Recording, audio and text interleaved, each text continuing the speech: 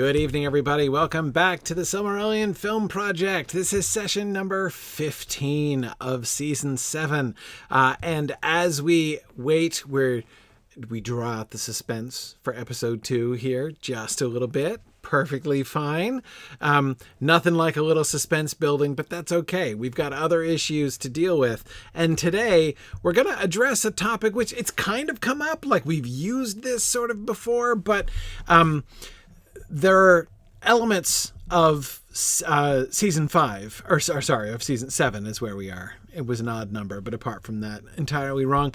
There are elements of season 7 that are that really kind of bring this into focus, this issue into focus. And the issue is the Osanwe-kenta, the telepathic communication. How are we going to handle telepathic communication in SilmFilm? And in what ways? We need to make sure that we anticipate the ways in which that's going to potentially impact or even undermine some of the storylines that we're dealing with there.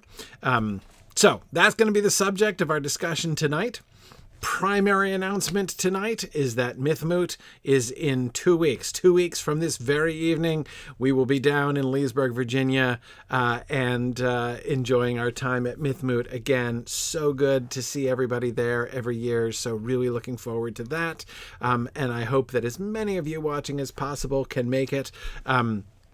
If you can't make it, you can still sign up for Moot Hub, which is the remote access. And of course, one of the great advantages of signing up for Moot Hub is that you also get access to the full recordings of Mythmoot, which is great because we have 3 concurrent tracks during Mythmoot. And they always put, like if there are 2 talks you're really most looking forward to, they will always be at the same time in different rooms. That's just the way these things always work.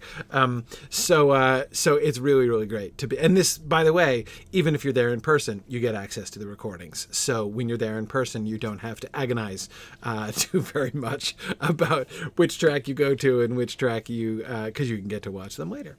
Anyway, can't wait for Mythmoot down in Leesburg, Virginia, right by Dulles Airport. So that's where we'll be in 2 weeks. 2 weeks from tonight. Lots of moots filling out. We've got a bunch of things that are open for registration already. Cascade Moot in Seattle. Ranger Moot, which is going to be awesome. Ranger Moot in Cincinnati, Ohio. It was going to be at a Boy Scout camp. It's going to be an outdoor moot. And we're going to be doing a bunch of like large-scale reenactments of things at at Ranger Moot. It's going to be great fun. Anyway, lots of stuff coming up this fall. Mythmoot coming up in 2 weeks. All right. So let's talk about telepathic communication. One thing I would want to say before we begin, I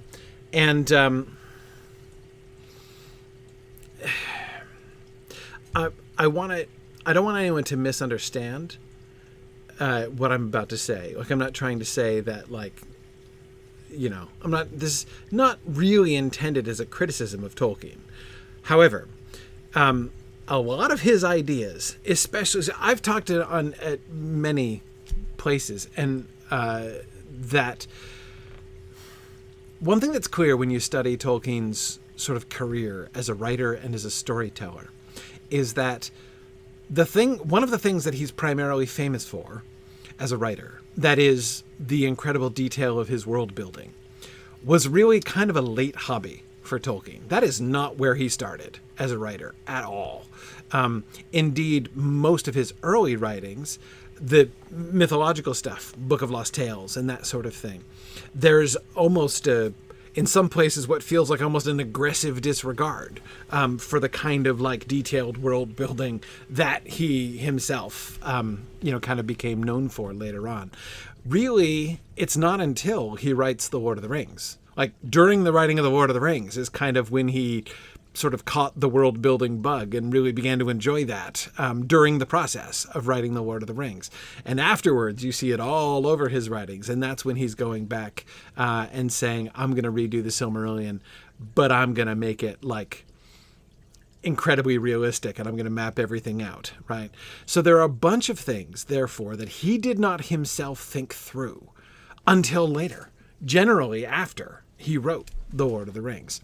telepathic communication, the Osanwe-kenta, is one of those things. The notion existed. Like, he describes people as communicating telepathically, but he didn't really think it through systematically. How does it work? What are its limitations or restrictions? Those are just not the kinds of questions he was asking of himself when he was writing, like back in the 30s or 40s, early 40s, that kind of thing. But later on, he came to, especially like late 50s, early 60s, he was asking those questions all the time, right? So later, when he's going back and doing a bunch of this world building stuff, he wrote the essay on the Osanwe-kenta, which you can find most conveniently published as a chapter of The Nature of Middle-earth, edited by Karl Hostetter. It was also available years before,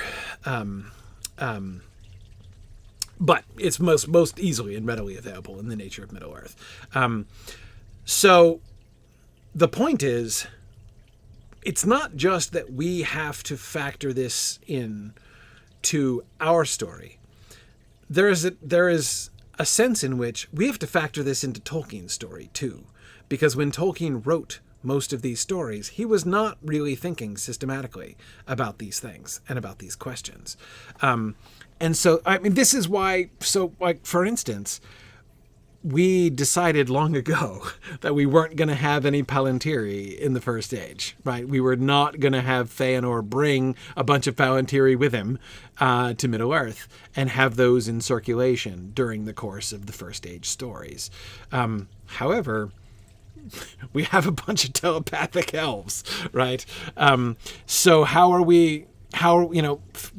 it's time and pastime for us to really think through this. One of the reasons, of course, why it's going to become critical this year is that this year, the whole build-up to and even the execution of the Nirnaeth Arnoriad is premised upon the coordination of people from, at long distances, like whether it's, Fingon and Maedhros trying to do their coordinated attacks, right? Galadriel off with the, with the Easterlings, as they're called in the Silmarillion, right? All of those, life would be a lot easier if they could just, reach out and communicate to each other, right? So how do we want to do that? How do we want to think this through? So, okay. So the questions, as Maria, as you were asking them here, which is, I think, a very sensible way to think this through. Who in our show has the ability to transmit thoughts telepathically and to receive them? What are the limitations and restrictions on this ability, and what are the ramifications for certain storylines if we have telepathic characters? So these are the things that we need to think through. So, Marie, maybe let's just talk a little bit about the basics of telepathy as Tolkien described it, right? To make sure everybody's on the same page about the rules as Tolkien described. Now, keep in mind, we want to bend the rules, we can bend the rules. But let's talk about the rules as Tolkien established them first. He for sure did. Yes. Well, yeah, but we need a starting point to have a conversation. So let's see. I don't know what slide you actually have up. Oh, sorry. I just have the one that actually says the rules. Oh, there we go. Source material. So, there we go. Okay. Okay. Yes. So yeah, the one after the source is the rules. The rules. Okay, here we go. Oh, look at that. The whole slide on the rules. You've anticipated me entirely. Okay. Well, Yeah, that's what you do. Also, maybe had to, check my own notes before this discussion. So the general idea here is that any being who has a mind has, at least in theory, the ability to communicate thoughts telepathically in Tolkien's world. Yes. So literally anyone could be telepathic.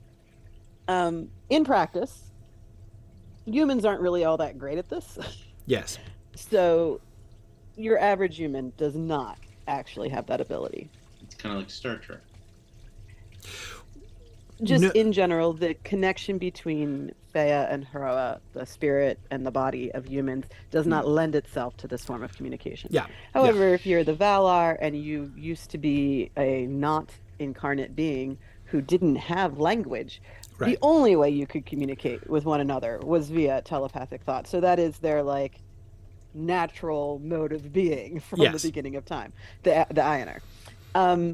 But once they enter into Middle Earth, they become, beings who have bodies. They're not quite incarnate, but whatever. Right. They're living in this mode like anyone else. So the rules apply to them as well. But so yeah, Valar, Maiar, real good at this.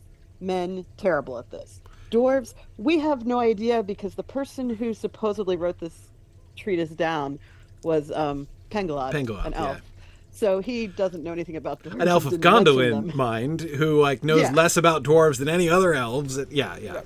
He just didn't mention them in this particular thing that we know of, because we don't actually have his document. We have somebody talking about what they read in Pengalod's document. Yes. So there's plenty of room for, Tolkien forgot to write this piece down because the guy who was copying from Pengalod just forgot to. Exactly. Anyway. He could have. Yeah, he could have really made a hash of it. That guy. Right. So there's lots of wiggle room. Yes. But let's say you are someone who can communicate telepathically, Maya, elf, that type of thing.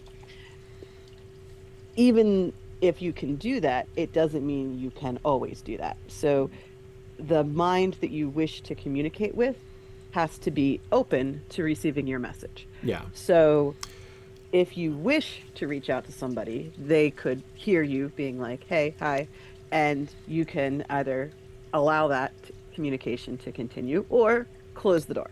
Yeah. And Tolkien makes a big deal of this. This is like the bottom line rule.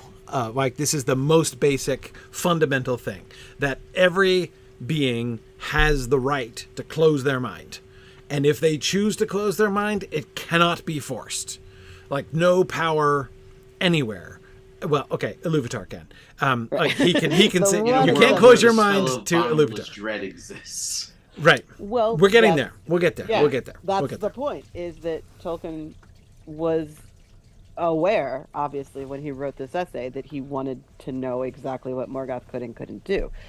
And even with the spell of Bottomless Dread, what he's suggesting is that if an elf closed their mind to Morgoth, he couldn't read their mind. It doesn't mean he can't do his own thing to them. He can still torture them. Yeah. He can make them experience pain and fear and all kinds of horrible things. Yes, he can damage them. He just can't open their mind by his own unilateral will. So he has to use a little bit more deception to get around that. But yes, he figured it out. The general idea then is, let's say that the person you wish to communicate with is open to you. Then you could try to send your message. Even if you are someone who has telepathic abilities, this doesn't mean you could do that to anyone. You can't just send a telepathic message to a random stranger you've never met, probably. Or at least it's these three factors are like amplifiers.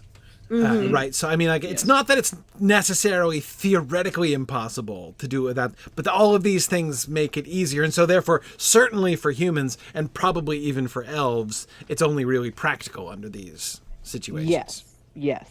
The only characters who could send a message to whoever they wanted as well, Iluvatar. Right. Yeah. Well, okay. That's the standing exception. Yes. Right. And then if one of the Vala wanted to reach out to someone they didn't know, they would have that ability because there'd be enough.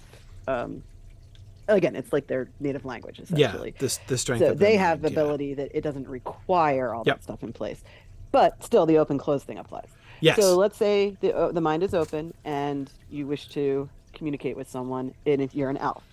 The factors that are going to make it a lot easier for you to do this, number one is affinity. So you have to have something in common with the person. It could be an issue of kinship, so a close relative. It could be an issue of friendship, love, connection, something like that. So old married couples would presumably have a lot of affinity for one another. Yes. You would think. Finrod, Fingin, Mythros.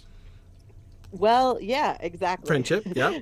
Friendship is specifically listed as one of the things. That's awkward, but we'll come back to that. And then affinity with the kinship thing, it could be physical. So the concept behind Morgoth's ring is that Morgoth put all his power into Middle Earth, so that Arda is Arda Mard because of Morgoth like spending his power to do this. Which means if you are a being who exists in Arda Mard, you do have affinity with Morgoth. Right. Like he has the cheat code to have affinity with everyone. Even though some characters would like dispute their affinity with him. Right. It doesn't mean you have to open yourself to him, no, but it means you can read. So like yeah.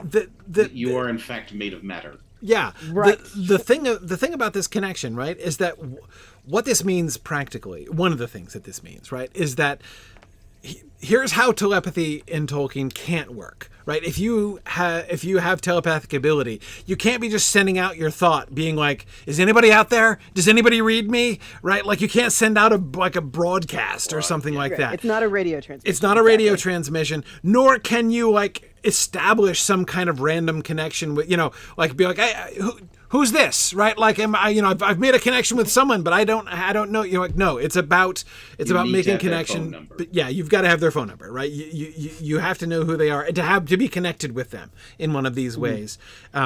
It's not a broadcast. It's not a receiver exactly. It's about establishing a specific connection between two minds, and that connection is enabled by these things.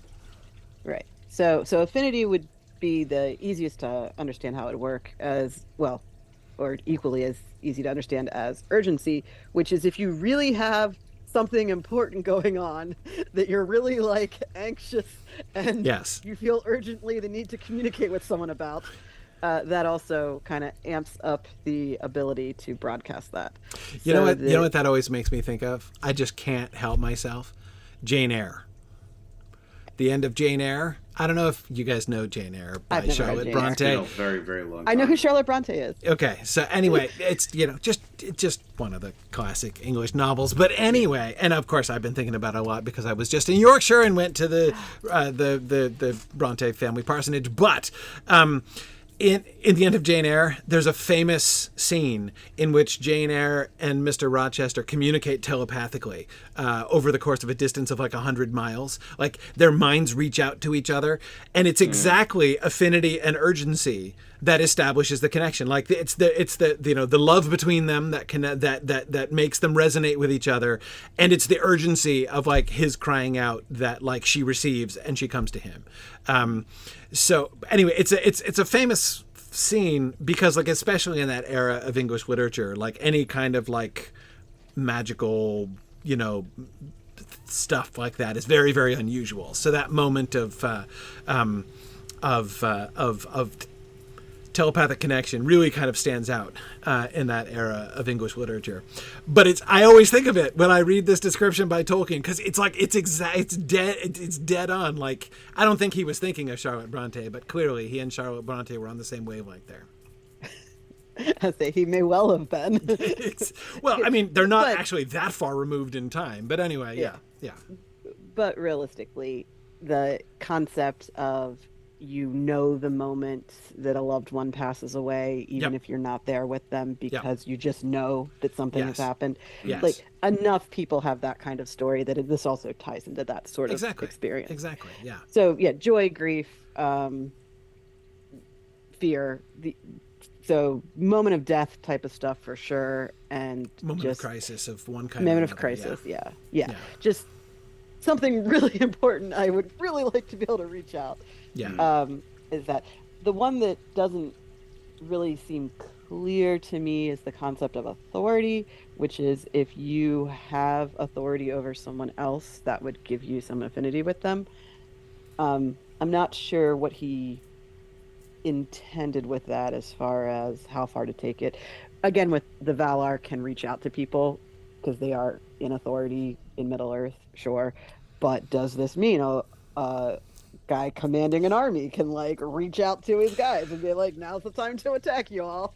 Well, like in a sense, yeah, that's exactly the kind of authority he's talking about. Though I think it would have to be the king, not just the captain of the guard or something. Yeah, like at what level? Somebody who has a right over the clearest illustration of this is Aragorn and Faramir. Right, when Aragorn telepathically calls Faramir, goes into his mind and calls him back, and Faramir's like, "You've called, I come." Right, Right. like Faramir And he's is, very much the king called me yes, the back. king Yeah. calls, Yeah. I come. Yeah. He is answering the telepath. Like Aragorn was absolutely communicating with Faramir telepathically, and it was only he never met the guy before, right? He had no affinity with him. There was some urgency in the like, I'm trying to save you from dying, but again, it's not like Aragorn was an extremist in that moment, right? I mean, it was to everybody but Faramir, who was on his deathbed. It was a comparatively calm, but it's all about the authority, right? Who could lie idle when the king has returned, right? I mean, that is the like Aragorn establishing his rightful authority as king. No, you have to really like feel in your bones something like so.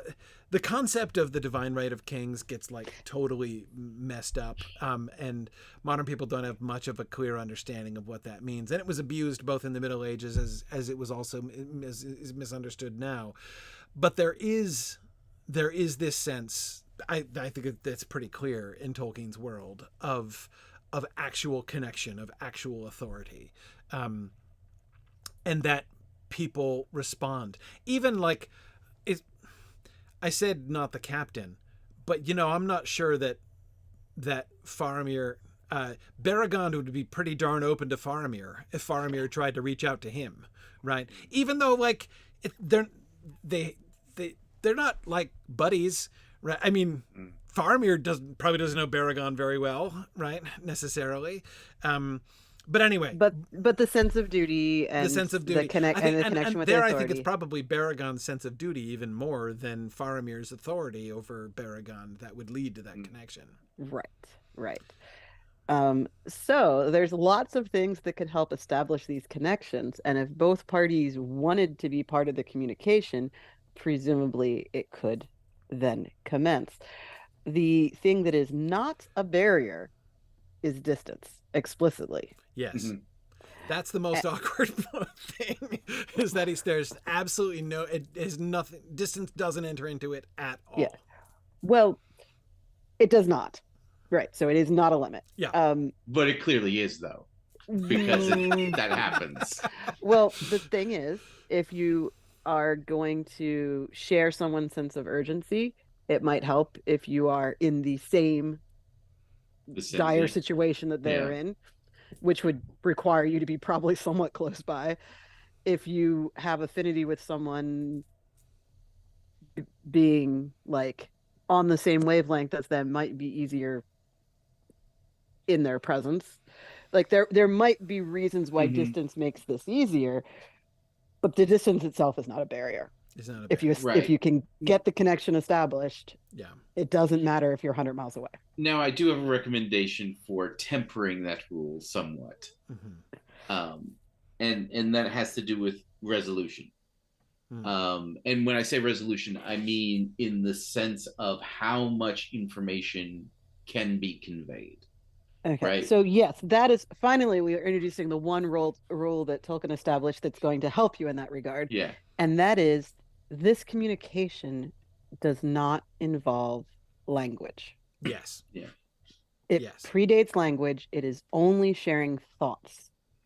Like, not thoughts in the form of language, but in your head, but actually concepts, your sense of urgency can be conveyed, right? Yes. Yeah. And this is one of the things I think Tolkien implies that makes humans bad at it, because we think in linguistic terms, and we got language first. Yes. We got language first, and we're dominated by our Hroa, by our bodies. Yeah. And so therefore we tend to if you even imagine trying to send a telepathic message to someone, you're still shouting at them silently, right? Like you're still generally sending language. There is one prominent example which seems to suggest that there's language being conveyed. Sure. Is this Frodo at Amon Hen? No, in Okay, fact. because I was gonna say that's the one that Take it comes off, to another you one. fool. Yes, yes. Yeah. Yeah, take it off, you fool. Is like, well, that's Gandalf talking. Yes. Yes. No, it does involve, however, Gandalf, and that's the conversation between Gandalf, Galadriel, and Celeborn. Elrond, yeah. and Elthing, yeah. In many parts. Now, of course, we're getting that from the perspective of the hobbits. So how much they really knew about what was going on, but it seems like it would be a weird thing for them to be sitting locked in conversation for hours, just sharing vague concepts. I feel like language would be significantly more efficient. So first of all, I agree. It would seem a little bit like three teenagers sitting in a room texting each other. To some, like you sure just talk. You can do better than sending emojis. Sending emojis to each other, right? Which is essentially you can only text in emojis. Yeah, exactly. Right.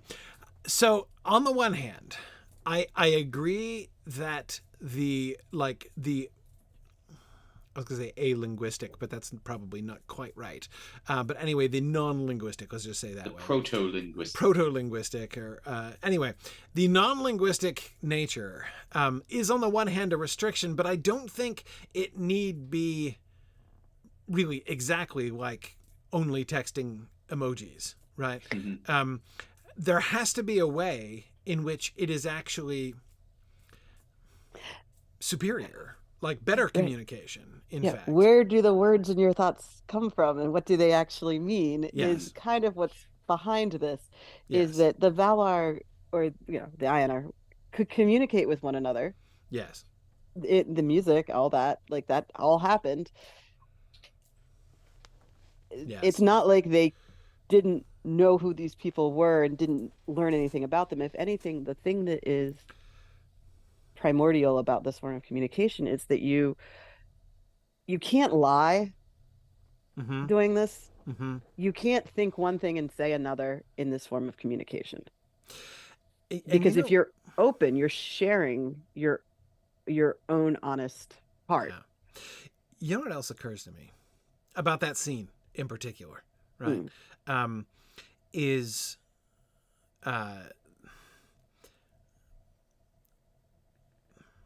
one thing that I bet you that language is better at is describing chains of reasoning and laying out narratives, right?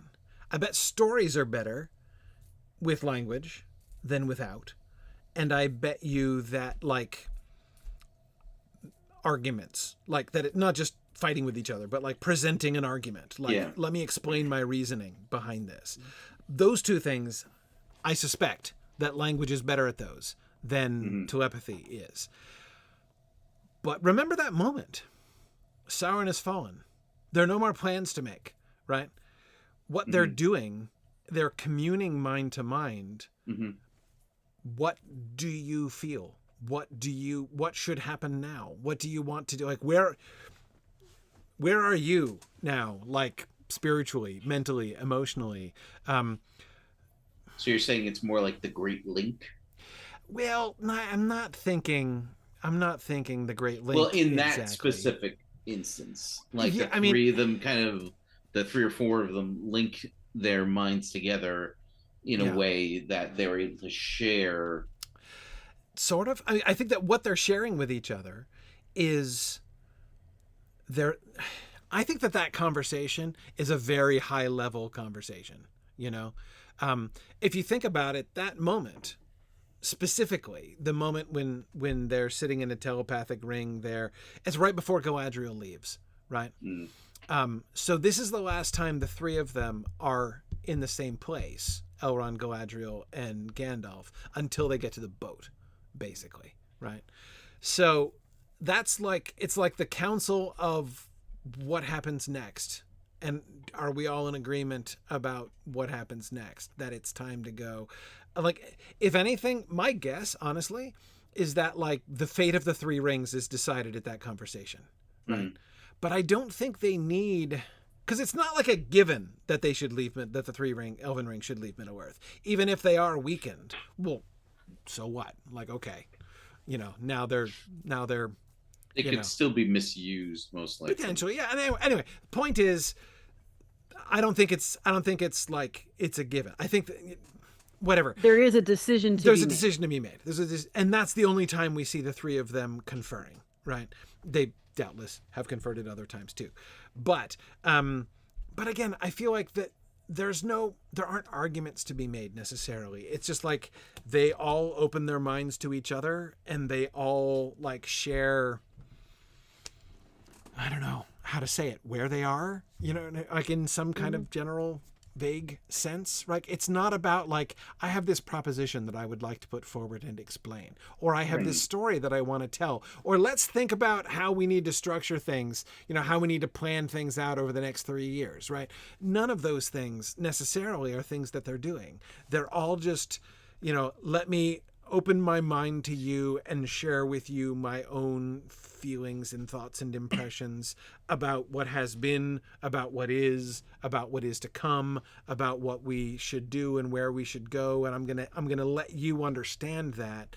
But I don't need to explain things to you because they all understand each other. They all know where they're all coming from, right? They're all facing the same issues, right? The same questions. So how would this be involved then in the translation of languages which one does not yet understand? You mean like Frodo and Gildor? I mean like Finrod and the Sindar. So when Finrod meets Beor, yes, we're told that the Beorians are speaking to him in their own language, and their mind is thinking about whatever it is they're talking about. Right. And he can just pluck the idea right out of their mind. So he kind of does like instant translate because they're so open because they've never encountered someone you need to close your mind to. Right. Sure. So that helps if they're speaking and thinking at the same time. Right. But in order for it to be actual translation, there has to be a linguistic element to it. Not necessarily. There can be a conceptual element to it, right? Okay. So so yeah, go ahead. Think of a cow. Right. You're thinking of a cow. Yeah. What does the cow look like? Like you have one, right, in your mind? Yeah. Right. And sure. all I said was the word cow. So now if you say like, and you get into what is it? But that's like what images, does it mean to be a chair?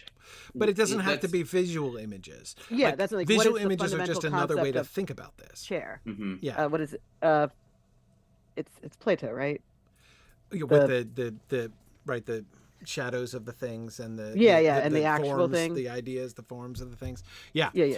But what you're describing is essentially language by another name. But it's not language. No, language. So basically, a language. You have the idea of a cow. You may have a picture of a cow attached to it in your head, but there might not be a specific. So Maria, if I could tweak it a little bit and say, think about cows. Right. Think about and cows. What they mean. Right. Just think about cows. So I'm not necessarily like, it's not just about me formulating a mental image of a particular cow, right? I'm just thinking about the cow concept, right? And then if I say, now language assigns, like there's a collection of phonemes that our language attaches to that idea about cows, right? Right. So Finrod is able to pick up, like they're thinking about cows, right? So he's able to pick up the idea of cow from them, and then he hears them say the word. And so Finrod's like, well, that word means cow, apparently. Right? Yeah. That's how he translates. That's how he figures it out, because he knows what they're getting at. And are there of cultures course, similar enough for all of the for words like that to all have? Because it for makes example, it easier that he has the linguistic links. Yes. Right. So like here's the thing. Like if I, because what I'm thinking about is like Darmok and Jalad at Tanagra. Yeah. Right? The universal translator is perfectly translating the words, and that's great, but they don't have the cultural context to understand what that means. And what I'm concerned about is that if this is completely preter-linguistic, yeah, then a lot depends on your cultural context for all this stuff. Yeah. There has to but that's exactly affinity matters. Right. But Right. Finrod would not have had any problem understanding that dude. Because Finrod would understand exactly what he was trying to convey. What, like Shaka when the walls fell. He would know exactly the like the emotion and the concept. Like that's what he would have. The words, like he would have a harder time figuring out their language. Right. Okay. Because the words, the phonemes he's uttering are not directly connected to the things that they're feeling.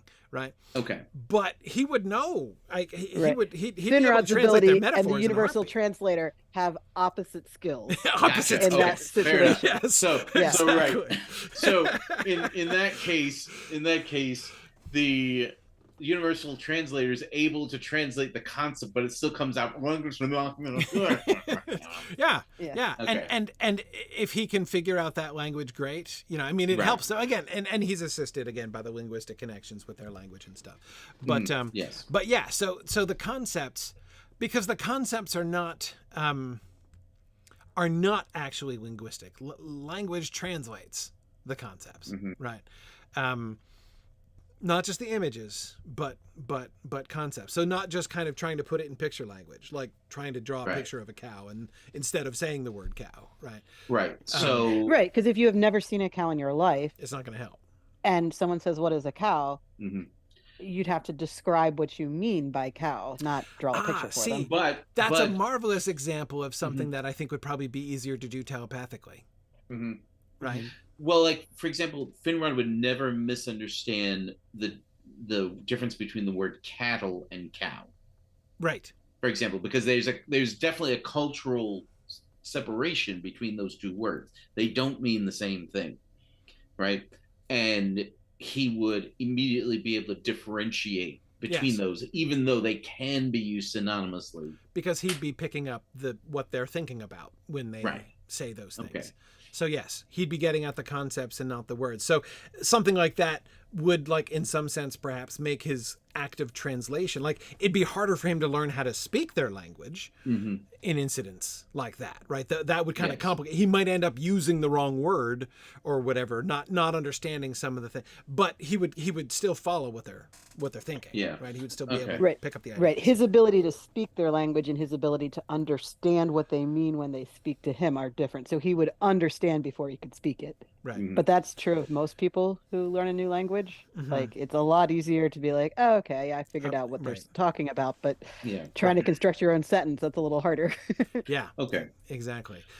So when I say resolution versus distance, though, I think that most likely what we're going to have to do is severely limit the amount of people who can do this, and B, have it distance not be a limiter, but distance reduces the resolution of the amount of information that can be conveyed. So here's one of the other things.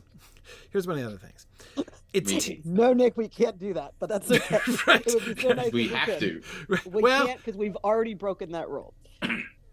Galadriel knew when all three of her brothers died. Right. Yes. She was that in goes Assyria. Back to the other. Right. They but were that in goes back to Dorthonion. the other rules. Right. And all that got transmitted is I'm dead. Right. So it's like she's not getting like the full. She doesn't have all the information that happened around. She doesn't have their it. GPS coordinates and none of that gets transmitted. Yeah. Okay. That example, in fact, supports what I'm saying. Okay. So here's I don't know if this is necessarily helpful, but I find myself, when I want to try to describe this or talk about it, I find myself continuing to use language of connection, right? Like a sort of link is as if because I'm thinking of it like a phone call, right? I mean, I think that that cell phones have embedded themselves in my imagination in this way, right? Yeah. So I'm imagining. I'm thinking of it in the terms of network packets. So yeah, that's right. Exactly. Similar. Exactly. However, that's not how he describes it. specific, like what is really interesting to me about the metaphors that Tolkien uses when he describes how it works in the Osanwe-kenta essay.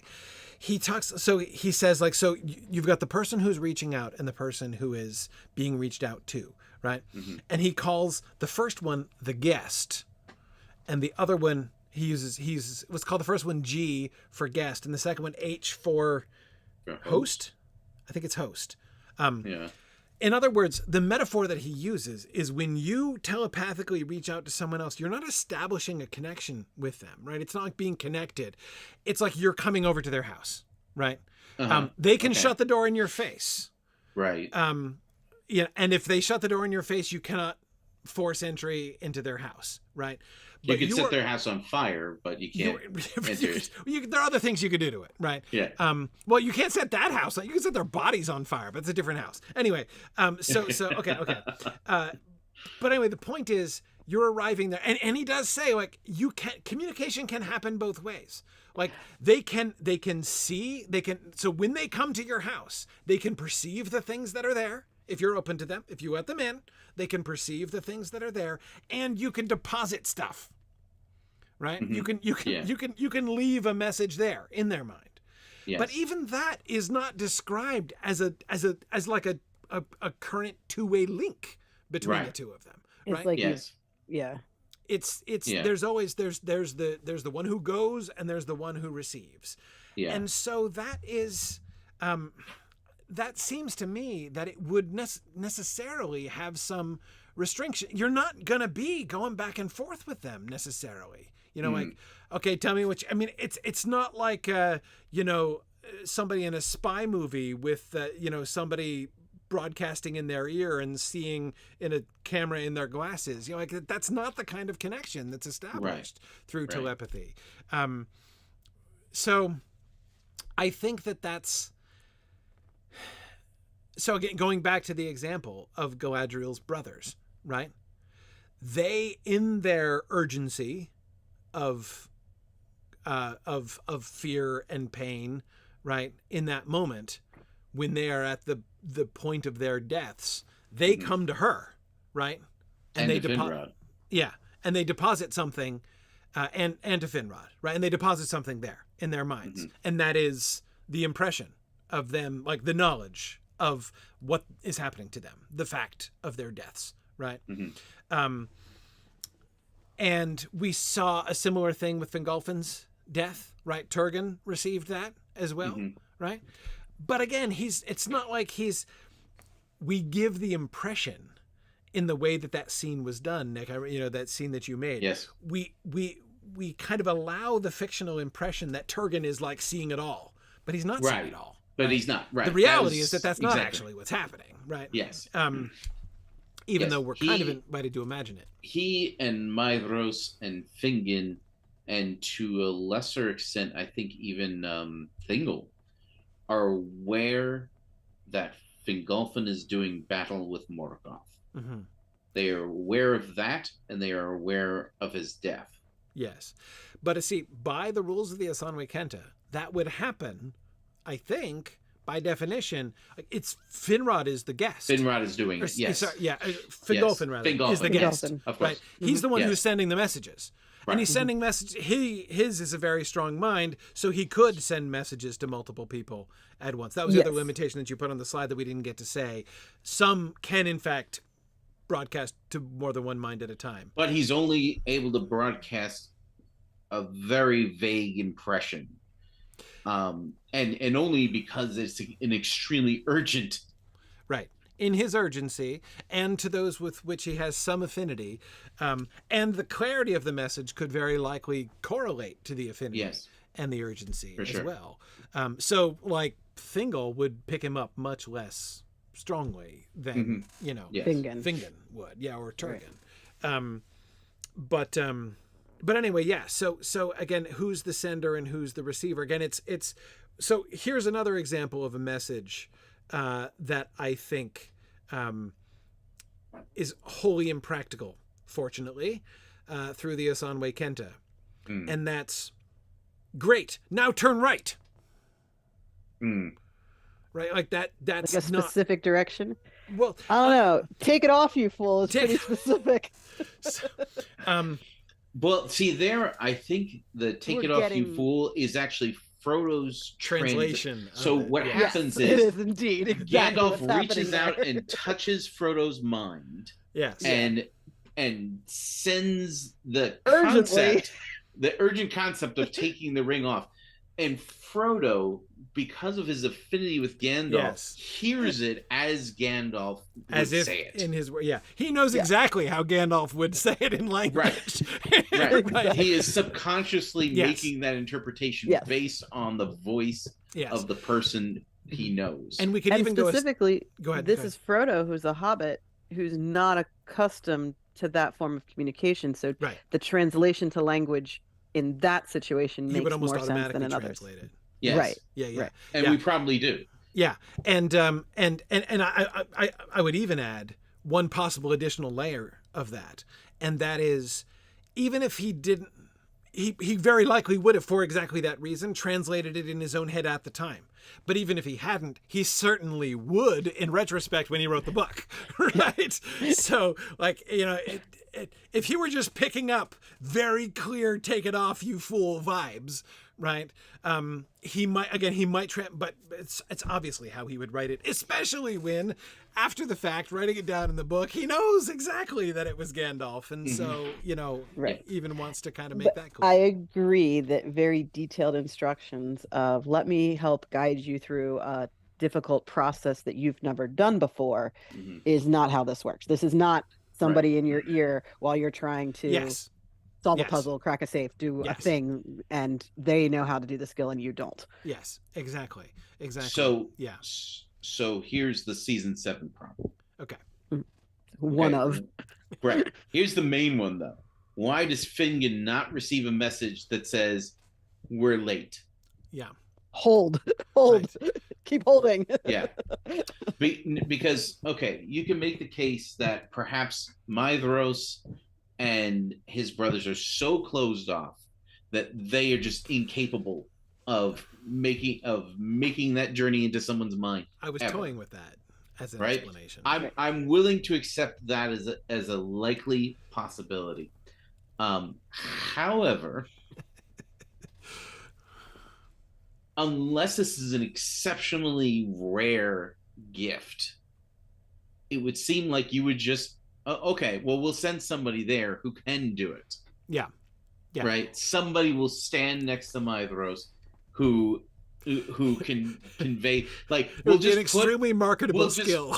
Put a wind talker with each major force of people. Yeah. And they'll handle our communication for us. Right. So, like, if this is a skill that elves have, surely that's how they would set up the long distance communication for their military. Right. Even if it's not the leaders who had the ability, you'd think they would find somebody who does. Yes. So that does pose a bit of an issue, which means we probably need to think of a barrier other than distance. So, and one again, possible barrier that exists in Tolkien's world is the Girdle of Melian. Okay. In the sense that we have a scene in season 6 where Luthien has just brought down the tower and is now lost in the wilderness as far as Doriath is concerned, and they are all urgently out there seeking her. At no point does Melian knock, knock, knock, "Hey, Luthien, where you at? We're looking for you." Right. Does Luthien just send back, "Not now, Mom"? Right, exactly. Or would it hurt you to call home every now and again, Luthien? Come on, given now. that she knows that Dad's out looking for her, or has got to be out looking for her, she may have in fact just closed herself off so that she is not detectable. Right. And so, I mean, I'm not saying we can't solve the problem, but if the fact that Luthien is outside the girdle means that she can't communicate with anyone back in Doriath, or they can't reach her, that would also solve the problem. Yeah. Oh, and if that creates a barrier, what else could create a barrier? Right. And therefore, is Gondolin, for instance, safe from anyone from outside reaching in? So that's why Fingon hasn't been reaching out to Turgon in the last 400 years at any point, because Gondolin's in this protected bubble. Yeah, Gondolin is a serious problem. But okay. So everybody think closed doors. Right. 100% of the time. Right. It's like it's part of the charter of Gondolin. Like you've got to Yes. promise to close off your mind if you stay there. I did just want to specify. Tolkien does say that it is possible for you to close your mind off to some, but not others. So you Yes. can pick and choose about whom Right. you close So yourself you could be off to. completely closed to Morgoth and still having a conversation with someone else. So it's not like because Galadriel was in connection with her brother, she therefore was like leaving herself vulnerable to Right. another. And of course, And it also I- means that Luthien has no excuse not to call home because just because she's being closed to everybody else or whatever, Melian would still be like, seriously, kid? Just let me know you're alive. Well, Exactly. In the vein of the Girdle of Melian, though, I would say that it seems altogether likely that powerful leaders could in fact extend a shield around their borders that prevents people from doing this, or at least prevents incoming calls. Nick, that makes me think about the way that like the phrase, like, the law of Turgon is used about Gondolin, right? You know, I mean, it's like a metaphorical application of that, right? I mean, literally the law of Turgon is just that, like, you can't leave, right? Nobody can leave once they come in. But if you just kind of extend that metaphor a little bit into like the authority of Turgon, like basically Turgon in his authority as Lord of Gondolin essentially has the authority to close the door to Gondolin entirely. Right. Does that sound like something that matches the who's allowed to open and close their mind rule? Right. So, but you could say that by like, it's part of the terms and conditions of entering into Gondolin that you're agreeing to that. Right. So there could be some. This is sounding more and more like a network. Exactly. I'm just rolling with it now, Nick. Yeah, he's like Turgon has established the firewall rules and the whitelist of who can transmit information. But he's the only one who can change the whitelist. Right. Yes. He's the network admin. Yep. Exactly. So as Captain Button says, that means that Eol, who did not sign on to the terms and conditions, could have told friends about being trapped in Gondolin if he had friends. But since he wouldn't have anyone to reach out to, it would be moot. Silent servants. Yeah. I mean, they presumably didn't all die. Whoever they were. Yes. Mrs. Monrick brings up a point that I think is interesting. I do think that there could very easily be environmental conditions that impact the use of this. But the Tanaquetil is a perfect example of this. Like I have got to believe that this phenomenon is related to Manwe's ability to see all the way across Middle Earth. Correlated with it anyway. Yeah. Right, and Varda is able to hear. Right. And so, yes, I mean, Mrs. Manrick specifically refers to being up in mountains and high places. At first, it was funny, like, Mrs. Manrick, I read that, and at first I'm like, well, I was thinking about like cell reception or something. I'm like, that seems a little bit odd. But then I'm like, actually, no, you're completely right. Like, people, when they ascend to a high place, often are able to have experiences like that. That's not actually strange at all. Think about Gandalf's experience on the mountaintop. Like, there's a reason why we associate the mountaintop with a spiritual connection. Well, and that's why they're called mountaintop experiences. And mountaintop experiences. It's certainly ziggurats. There's a great deal of that throughout the Bible and the ancient world, for sure. Yes, it's definitely a thing.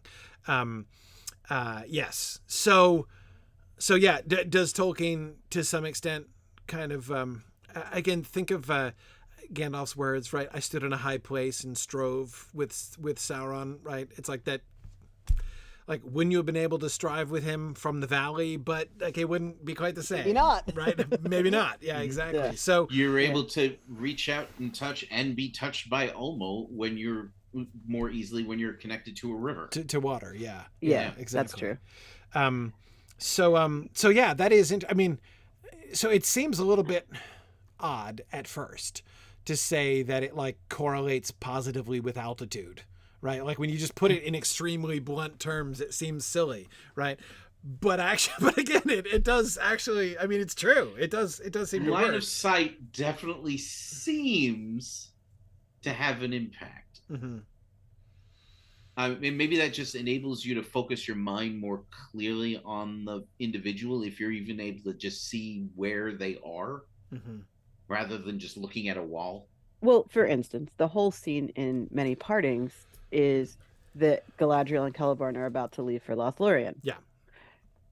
The night after, everybody has left and continued on their journey. Any reason why they could have had the and same Elrond in one party conversation. couldn't have continued the conversation with Celeborn Right. and Galadriel? Like, obviously, the only difference is that they are not in the same space anymore. So the fact that they felt the need to have that conversation while they were together suggests that there's something. Thank you different. for bringing that up. While I was talking about that scene before, I meant to add that afterwards. It was tangential to what I was saying at the time, but I was like, while I was talking, I was saying to myself, like, I need to mention this because it is an interesting example that does suggest that there, even if distance is no bar, proximity is an advantage. Right. Yes. Exactly. And I think with Galadriel in The Lord of the Rings, she doesn't do or say anything that is like, well, I don't know how we're going to work around this. Right. But Gandalf, like, if he was able to stand in a high place and contend with Sauron then, where was he when, and speaking of being on a high place, he was imprisoned on the top of Orthanc. Mm-hmm. Did he not bother telling literally anyone he was there? No. Here's why. Who is the ruler of Orthanc? Of Isengard. Yeah. Saruman. Exactly. So Saruman had to put up the firewall. Yeah, right. He was the network admin, and Gandalf couldn't get past. And I think it's he was not granted an IP address. I think it's required that we have to understand that something was blocking Gandalf in that instance, and Saruman's authority seems to be the thing that would do that. No. There's no moths involved. No, and the Eagles see him only because the Eagles were coming anyway. They were delivering a message. But they have line of sight to everybody. Yeah. Well, Radagast sent the Eagles. Yes. And the reason Radagast sent the Eagles was because of a prior communication before that whole thing happened. Yes. So nobody knew Gandalf was imprisoned when the Eagles showed up to rescue him. Yes. Yeah. That had not been communicated out to the world. Yes. So his imprisonment prevented him from getting a message out, which it would make sense. If you're going to imprison a wizard, you wouldn't want to be like, ha, you're trapped here. Then he just sends messages to literally everyone to come save him.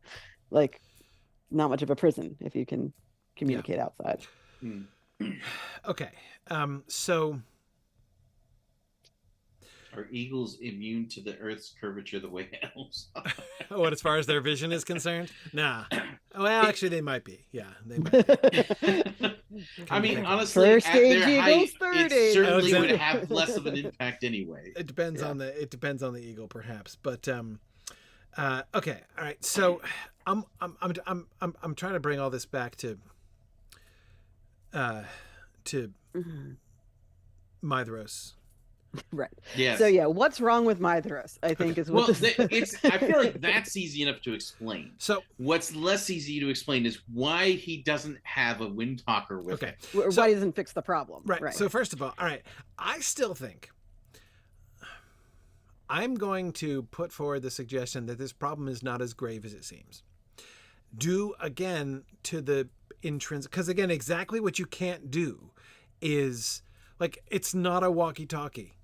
Right? They don't have, if you have two people with telepathic connection, you don't have a walkie-talkie in both camps. Right? That's exactly what you don't have. So, so for instance, let's forget the middleman. Let's just work under the assumption that Maedhros and Fingon can communicate telepathically. Okay? Because I agree with you, any attempt to get around that by limiting Maedhros, I mean, it would be easy enough to say, as a result of his traumatic experience, for one reason or another, we could come up with a good rationale. I think it's not that hard why he no longer, like post-traumatic stress, he's like permanently closed. Like he can't. Like we could say that. But again, that doesn't remove the problem, as you say. So let's just embrace it. Let's not try to avoid it. Let's embrace the problem. Right. Okay. So let's assume that they can communicate to each other telepathically. Now, there are two things. There are two things that could contribute to their telepathic communication not wrecking the plot, right? One is if they can communicate, but they fail to be understood properly, or their messages contextualized properly, right? That's one possibility. The other possibility is that they are able to communicate effectively and their messages are able to be interpreted properly, but it's no use, right? So for instance, Fingon is there receiving a message from Maedhros. Maedhros is sending the message, say, whatever you do, hold fast. Don't engage yet. We're delayed. And Fingon is looking down at Gwyndor charging across the field and saying, well, crap. Right? I mean, it doesn't matter if they've communicated at that point. It's already gone. Right? So it wasn't Fingon's call. It's not his call. It's not his call. Yeah. So one way is that the communication works, but it tragically fails, or it fails to affect the result. Circumstance. Right. Yeah.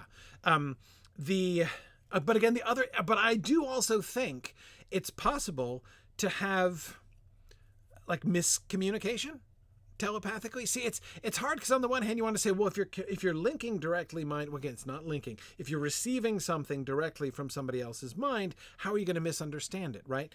You might not misunderstand that thing, but that doesn't tell you, again, there's a lot of narrative context you're not getting about that, right? So again, what could Maedhros convey telepathically, right? He could delay, he could communicate, but perhaps frustration. I am delayed. Things are not going according to plan, right? But Fingon still has to, maybe even he could get some kind of, he could send some kind of more direct impression. Not, I think, necessarily an image, but possibly something visual image-like, right? Again, not like a real-time feed to what he's seeing or something like that, right?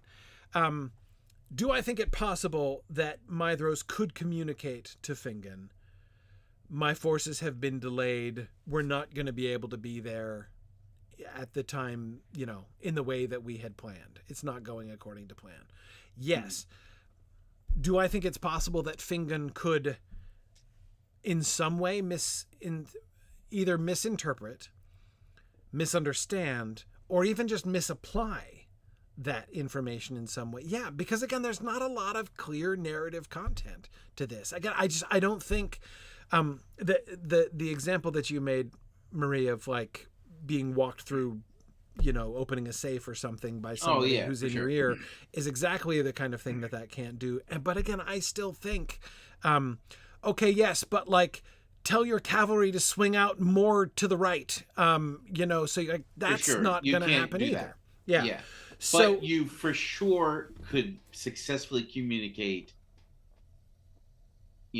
our allies, we're having a problem with our allies.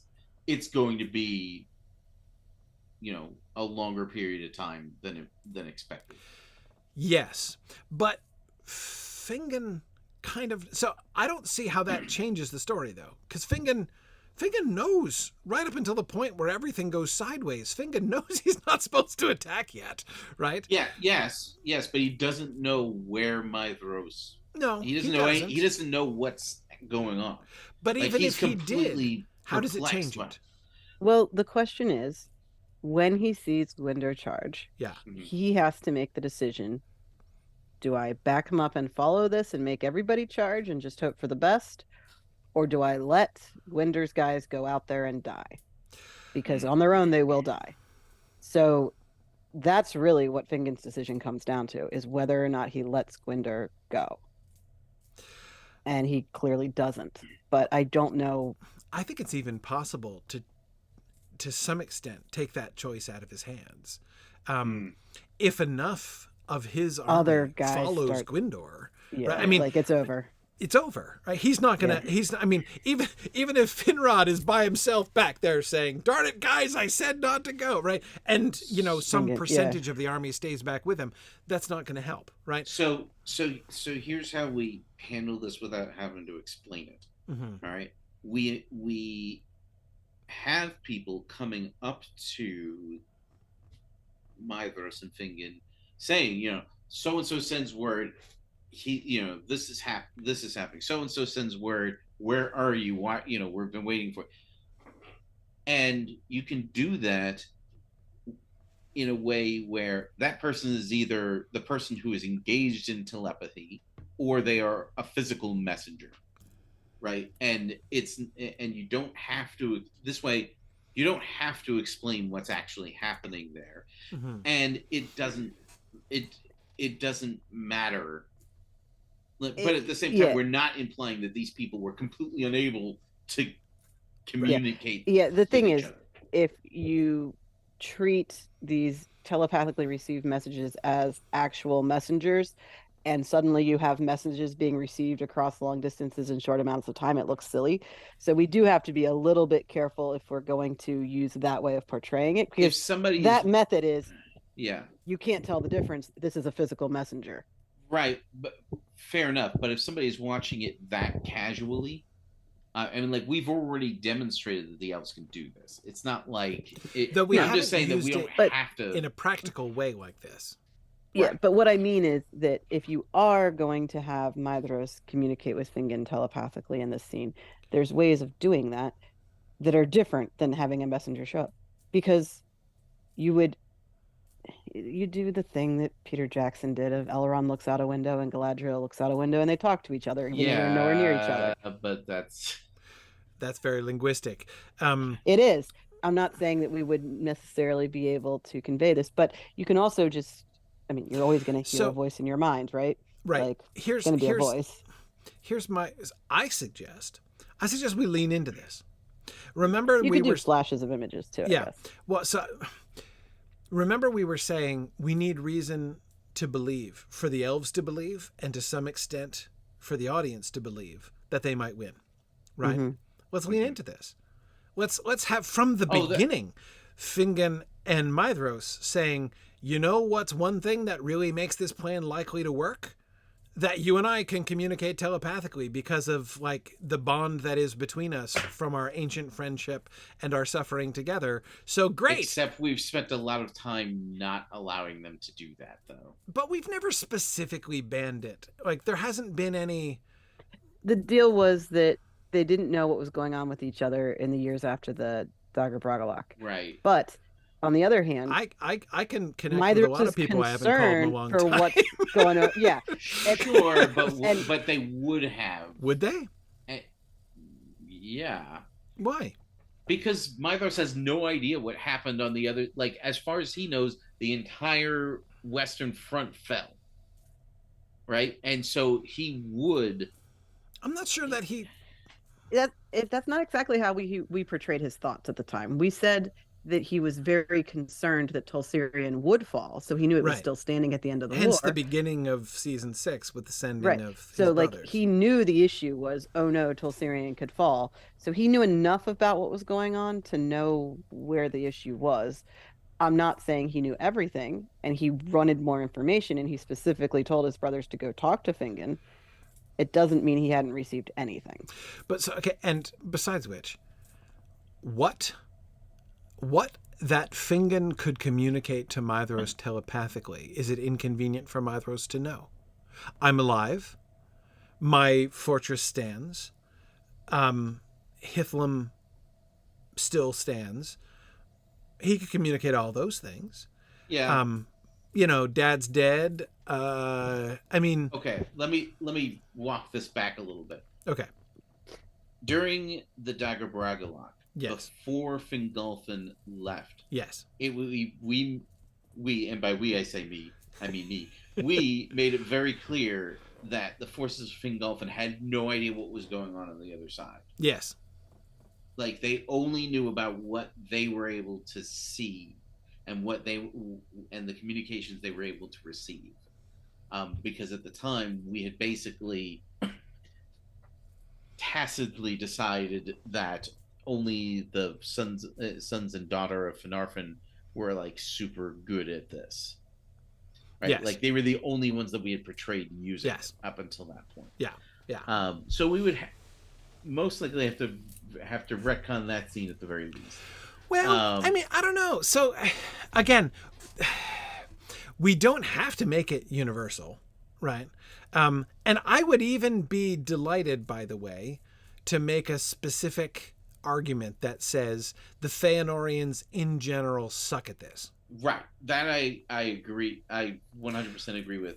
I would want, I think, to make an exception for Fingon and Maedhros, though, as a reflection of their increased affinity, not only in friendship, but again, the bond that's formed with there's a connection that's reinforced and magnified by Fingon's sacrifice and his rescuing of Maedhros. Yes. Yeah. If any two random elves are going to have this ability based on affinity due to friendship, Fingon these and two Maedhros. do come to mind. And even if Maedhros can't do it with anyone else on Earth, that he could do it with Fingon. But hang on a second. What if we could still restrict him? What if he can't receive, but he can send? What if the problem with the Feanorians is that the Feanorians because of their oath, right? The oath just like it closes them off. Like they are the whole mindset that leads to and that is fostered by, not even fostered by, brought into being by the oath and the control that the way that the oath dominates them, leads them into Maria, I'm forgetting the word. Tolkien says that you can have your mind open to just like anybody. You can choose to close your mind to some people, or you can, and there's an Elvish word for this that begins with a P that I'm forgetting, pata or something. Which can whitelist certain people. You can close yourself off to everybody. You can seek privacy. Yes, privacy is the word he uses in his translation. Let me see if I can find the original. I think it's the Quenya word is a P word too. But anyway, basically, so my argument would be that the Feanorians all, as a consequence of their oath, or like correlated with their oath, have all placed their own minds into a state of privacy. Yes. I wonder if a total retreat into privacy is aquapatiae. Aquapatiae. Okay. All right, that's the total. Yes, patiae is the simple word, which means here's the way that we could fix the whole problem of why. So if the Feanorians are just 100% closed off, they can't communicate out. They won't let anybody in because anytime they can't they receive, and so therefore they don't like practice delivery. Well, even if they reached out to somebody, that gives that person, if they had a sufficient will, a certain amount of information that they may or may not be willing to share. Yeah. Right? No, I agree. That's made very clear by the encounter with Denethor. Yeah. Right. Yeah. They don't do it at all. Right. And so, but what if it's like the Turgon umbrella? Right. The Feanorians generate a Turgon umbrella over the people operating in their sphere. Right. So they can't even have like one of Fingon's guys act as the communicator. They can't have a radio man in camp because that person would necessarily be under the umbrella, the Feanorian if umbrella. We do have that about like the inhibition of that is imposed by other minds. I mean, if we do have that kind of a firewall thing, that would make sense. But again, I love the idea of Fingon and Maedhros being an exception. Sure. I think the ability for them to communicate telepathically, both, like, first of all, it's fun. It's fun for two reasons. It's fun because it it gives us an opportunity to actually play. Like, we've done nothing other than the vaguest impressions generally at time of death, right? We've not used the Osanwe-kenta very much at all, for good reasons. We can use it at time of death in this too, because Maedhros can know Maedhros when will certainly know Fingon when dies. Fingon dies. Yeah. And So he's not going to be there. He's going to be Right. on the other side of the battlefield. So how about this? Because we kind of wanted to make a big deal of Fingon and Maedhros' reunion. Yeah. In episode 2. 4. Or whichever episode is in. That episode. Yes. We kind of wanted to make a big deal of their reunion, which it would seem less so if they've been able to communicate this entire time. But if this is kind of like a reassertion of their bond, right? Like they pledge themselves to each other in a way that like even after Fingon's rescue of Maedhros, like that stopped a lot of the tension, right? The antagonism, but they weren't back to where they were. I'm tracking you. I love it. What if in this moment... And that restarts. Yes, Maedhros is coming to Fingon. Yes. Re-enables the connection. If Maedhros recognizes Fingon as High King of the Noldor, yes. Fingon has authority, and that could overcome the oath. Yes, authority plus affinity, right? Mm-hmm. Yes. But again, the deciding factor though would be Maedhros' own openness. Right. Yes. Yes. It would be because, a step and to Fingon, we didn't bring this up in the episode outline, but it might. We could we could do a whole thing with this, and have Fingon say, "Look, I can't trust you because you don't trust me." Yes, you're close to me. Yes. Yeah. Yeah. Yes. I just had a moment where I realized I was yelling, and was like, "Oh, I better be quiet for the sleeping people." Oh, wait, there are no sleeping people. Yeah. Yes. Next time. Best not to get out of the habit. Yeah. Okay, great. Yeah, no, exactly. I love that. Because physically he's doing that. Like he has physically come to Turgon. Yes. To Fingon. That's a big deal, right? Yes. And so like he's come to him with the desire of reestablishing that relationship. And again, the mere distance, like I was far away all this time, and so it was hard. But it's not about the distance. It's about him still being closed, right? So yeah. So what if the potential of their connection was there, but Maedhros was still Feanorian-ishly closed, right? His mind was still closed by default. And there's a moment in that episode, in their conversation, when he like makes the choice to open himself. And yeah, I love Marie, the idea of it correlating with him acknowledging Fingon as High King, which has not officially been done because he acknowledged Fingolfin as High King, but then... Yeah. Now, I think we were going to have him do that early, so we can save it for later, I guess. It didn't, because we didn't make a big deal of it either way. Because he could not say it. He doesn't have to walk into the room and be like, "Hey, High King." Like he could wait until later and say it. What we were going to try to avoid was have any kind of conflict based on the idea of like, "Ooh, is Maedhros here to try and like steal the throne?" Because that's clearly not what's happening, and we didn't want to waste time on that storyline. But what I love about this angle on that conversation is Fingon's perception. Yeah. Right. Him saying to Maedhros, "Friend, we've always been friends, and you know what is, and I know and believe you have expressed that you are grateful for my rescue of you, right? And I believe that. And yet, dude, you're still closed, right? You're still close to me. I know that your mind is closed, like all of your kind's minds are closed, right? If you trust me, open your mind to me." And then now it's a big deal, right? Now it's a symbol of the union itself, right? Okay. So again, as I said, the two reasons why I think I didn't get to finish my 2 reasons why I think it's cool. One is that it enables us to really explore the Osanwe-kenta and encourage people to think about the conversation that we've been having, right? About like what the substance of telepathic communication is, and therefore what the advantages and limitations of it are, right? like, for instance, I think a thing that you would be really good at being able to do telepathically is communicating, like, here's how I am feeling, and like in sort of general, like what I am thinking about, like what my mind is dwelling on, and what I'm thinking. It would certainly ease the "what are we going to have for dinner" question. Yeah. You could convey your vague, interest in Chinese food or something like that. Right. Like, yeah, absolutely. Right. Absolutely. Yeah. And the other person would not have to ask you, is that what you really go want? Down the list of things that are possible before they find the one thing that you want and don't realize you want yet. Yeah, no.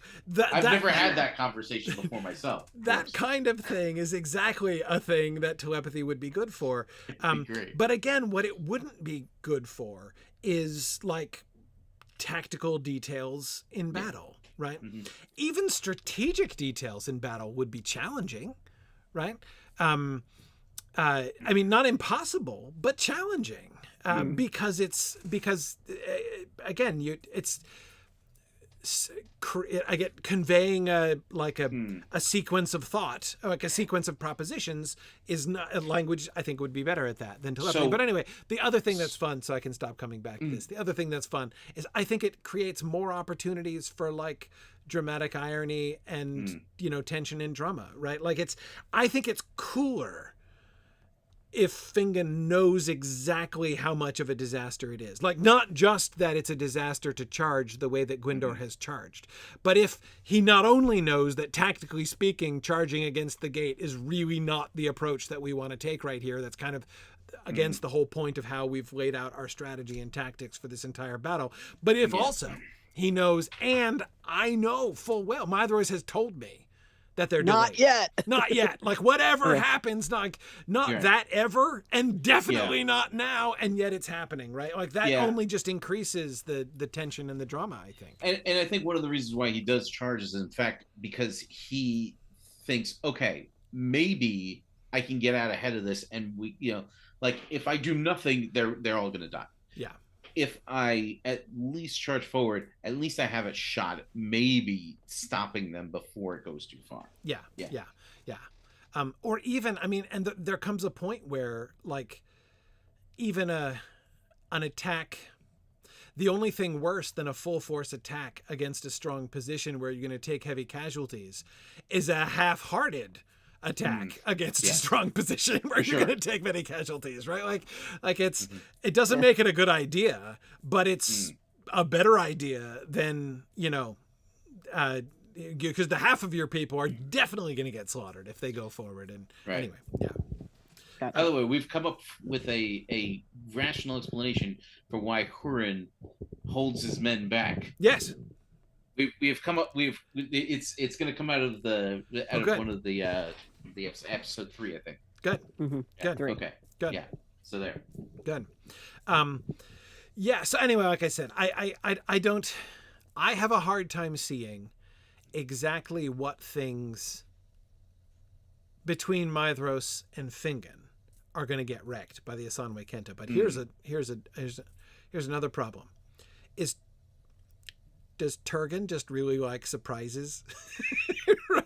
Is there a reason he doesn't reach out to his brother? No, I think he's. Oh, and tell them we're coming. Yeah. Yeah. Well, that's if we put a little bubble around Gondolin, that's why there's no messages in and out. But as soon as he leaves, Gondolin, be there in 2 days. Right. We're on. But route. perhaps long disuse can actually maybe Turgon's faculties have atrophied. Right, like he has been pushing against this for so long. His will has been set against communication in and out of Gondolin actively for so long that he can't do it. You know what I love about this? Love about this.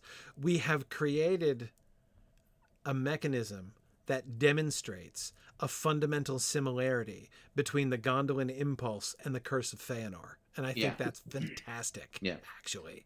They're not the same, right? Mm-hmm. But there's an overlapping effect there. Yes. And because they do have a thing in common, right? And the main thing that the two of them, the Curse of Feanor and the Gondolin Impulse, have in common is the turning inward, the turning away from others, and the turning into self, right? Now the people of Gondolin may in fact be able to communicate with each other. Yes. Right? But I'll bet you nobody on the Feanorian side does this.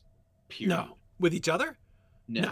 No. They're just yes. So I agree. It's that is a difference, right? The Feanorians who exist under the effect of the Curse of Feanor, of the Oath of Feanor, I mean, they've like they're all individually shut. Like it's like all privacy all the time, right? Yes. Whereas the privacy of Gondolin is a corporate privacy, right? It's not individual privacy. Their hearts aren't turned away from everyone else. Though, again, over time, that could calcify a little bit, right?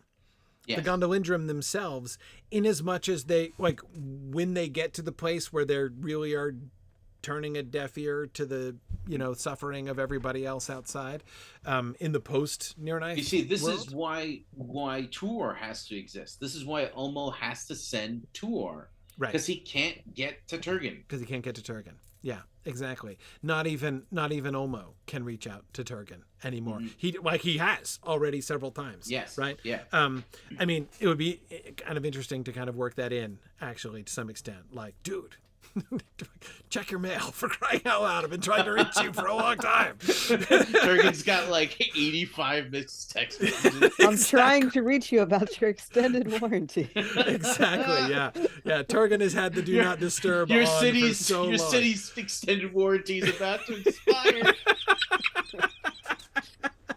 Yes, I do think that there is a Doriath bubble. I don't think it's as blanket, not blanket. I don't think it's as severe or cut and dry as the one around Gondolin, yes. Or the Feanorians more individually. Yes. It's certainly a situation where, like, Thingol does not want to have a conversation with you over FaceTime. You have to show up. Yeah. In person. But I mean, an obvious difference, right? And this may seem like obvious and trivial, but actually, I think it points to something significant. Everybody knows where Doriath is, right? Yes. Doriath isn't hidden from everybody, right? It's guarded, like it's got walls, metaphysical walls, but still, it's got walls you can't get through. But everybody knows where it is, right? It's not like a secret. Exactly. That and must so be kept. That's a different kind of closedness Gondolin is, right? Like I don't want you even to know that I exist. There's a much deeper like cutting off of connection, right? And if you think about it, even though, again, telepathy and the Osanwe-kenta is never discussed in this connection in any of those earlier Silmarillion texts, the relevance to it is really easy to draw, right? That when you are in Gondolin, you are cut off from the rest of the world, right? So yeah, no, I like that. But anyway, I was originally talking about that in as much as to say that I agree with you. I bet you that, like, I'm sure that Turgon and Idril can communicate. Yes. Telepath, even like while she's back in Gondolin and he's on the battlefield, they could. Honestly, I wouldn't be upset if his. I like the word you used before, calcified. Yes. Like if his resistance to any communication passing in or out of Gondolin has made he himself completely closed. Like, because he's expended so much of his will to do that. If his father's message about his own death, right? Fingolfin's message about his own death, which came through, is the last he ever receives. Yes.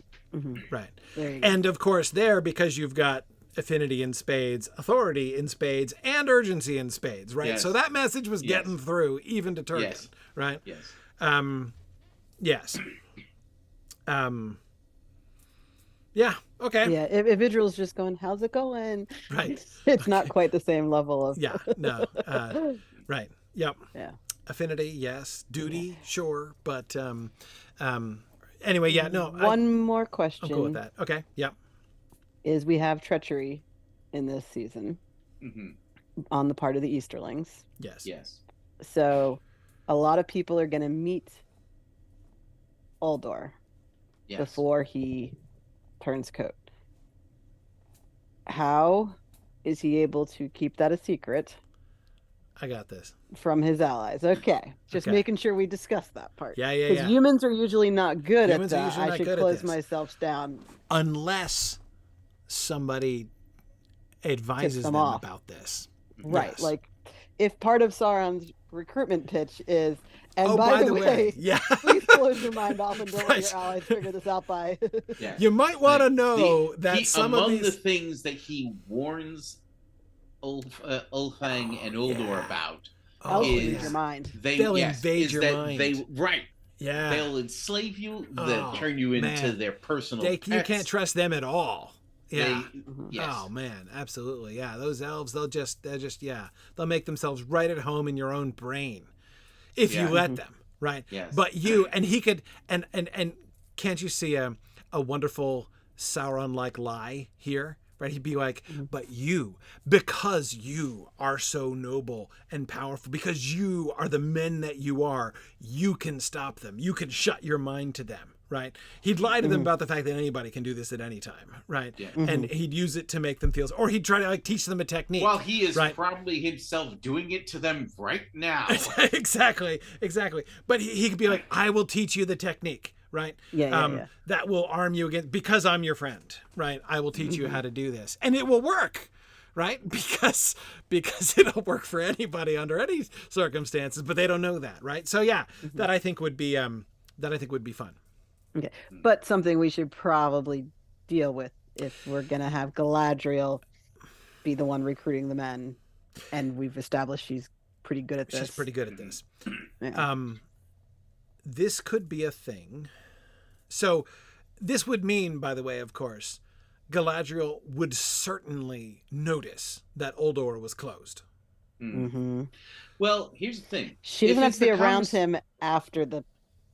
Yeah, we can make it so she's never in his presence again. Well, there's that, but also if the conversation is with Ulfang and Uldor, and maybe like some of the top guys, Ulfang himself might realize, like, if somebody starts coming into his mind, he just seems like the kind of guy who'd be like, yeah, no, you don't belong in there. That's mine.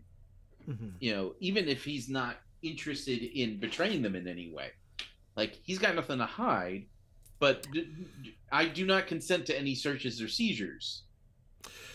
But, like, for instance, I think that's where Boromir is afterwards. Yeah. Right? I suspect Boromir's mind is closed to Galadriel after that first meeting, but it wasn't beforehand because he didn't know what to expect. Well, because he had no preparation. Right. Exactly. If Sauron prepares them in this conversation, then for sure. Yeah. And so it won't just be Uldor. I'm not sure Sam isn't close to her, by the way. Yeah. He doesn't like feeling like he ain't got nothing on. No. Right. He was at least very embarrassed. Yes. But if Uldor is not the only one who's closed, that kind of helps solve that issue. Yeah. The other thing is that we are going to separate Galadriel and Celeborn in this season, and up until now they've been mostly together. Right. So Galadriel is very good at this. Is Celeborn? Celeborn has done it. In season 4, I want to say. He has done it. So I don't know how... With Galadriel, yes. Yeah. So I think the two of them can communicate with each other. Yeah, they would almost have to. Right. Which means, can they do this when she's over the mountains and he's in Doriath? Where's he? He's in Doriath? He's going to go to Doriath. Yeah. He won't stay there. What good will that do? Right. Well, that's the thing. It's because it'll be inside Doriath. So will that break their connection? Right. That's why I'm asking. Yeah, I'm trying to figure out how these bubbles work. Because Doriath is a more open bubble than others. It's more porous. So Celeborn and Galadriel, having lived there, I think are whitelisted. So I would think that she has an open invitation to Doriath herself, and is like, I mean, she's friends with Melian, right? So, okay, so if the girdle doesn't keep you out, then you can still communicate with Doriath. Probably a willing assuming everything else is met. Yeah. Right. Because again, it's not a bubble of concealment, it's just a wall. Right. Why didn't Luthien tell her mom she was still alive? She was deliberately closing herself off so that nobody could glean information about her. But she closed herself to everyone while she was okay. Closing herself to Dad makes so much sense. Closing herself to Mom makes less sense. But Mom, if Mom was concerned about her safety, Mom would still tell Dad where she was. Like Melian, if Melian knew where Luthien was and that Luthien was headed to Thangorodrim, she's gonna tell them. It is pretty awkward to tell one of your parents something and then ask them to not tell the other one. Yes, that's true. Okay, just clarifying where we ended up with some of this stuff, right? So and obviously, follow the rules we're making.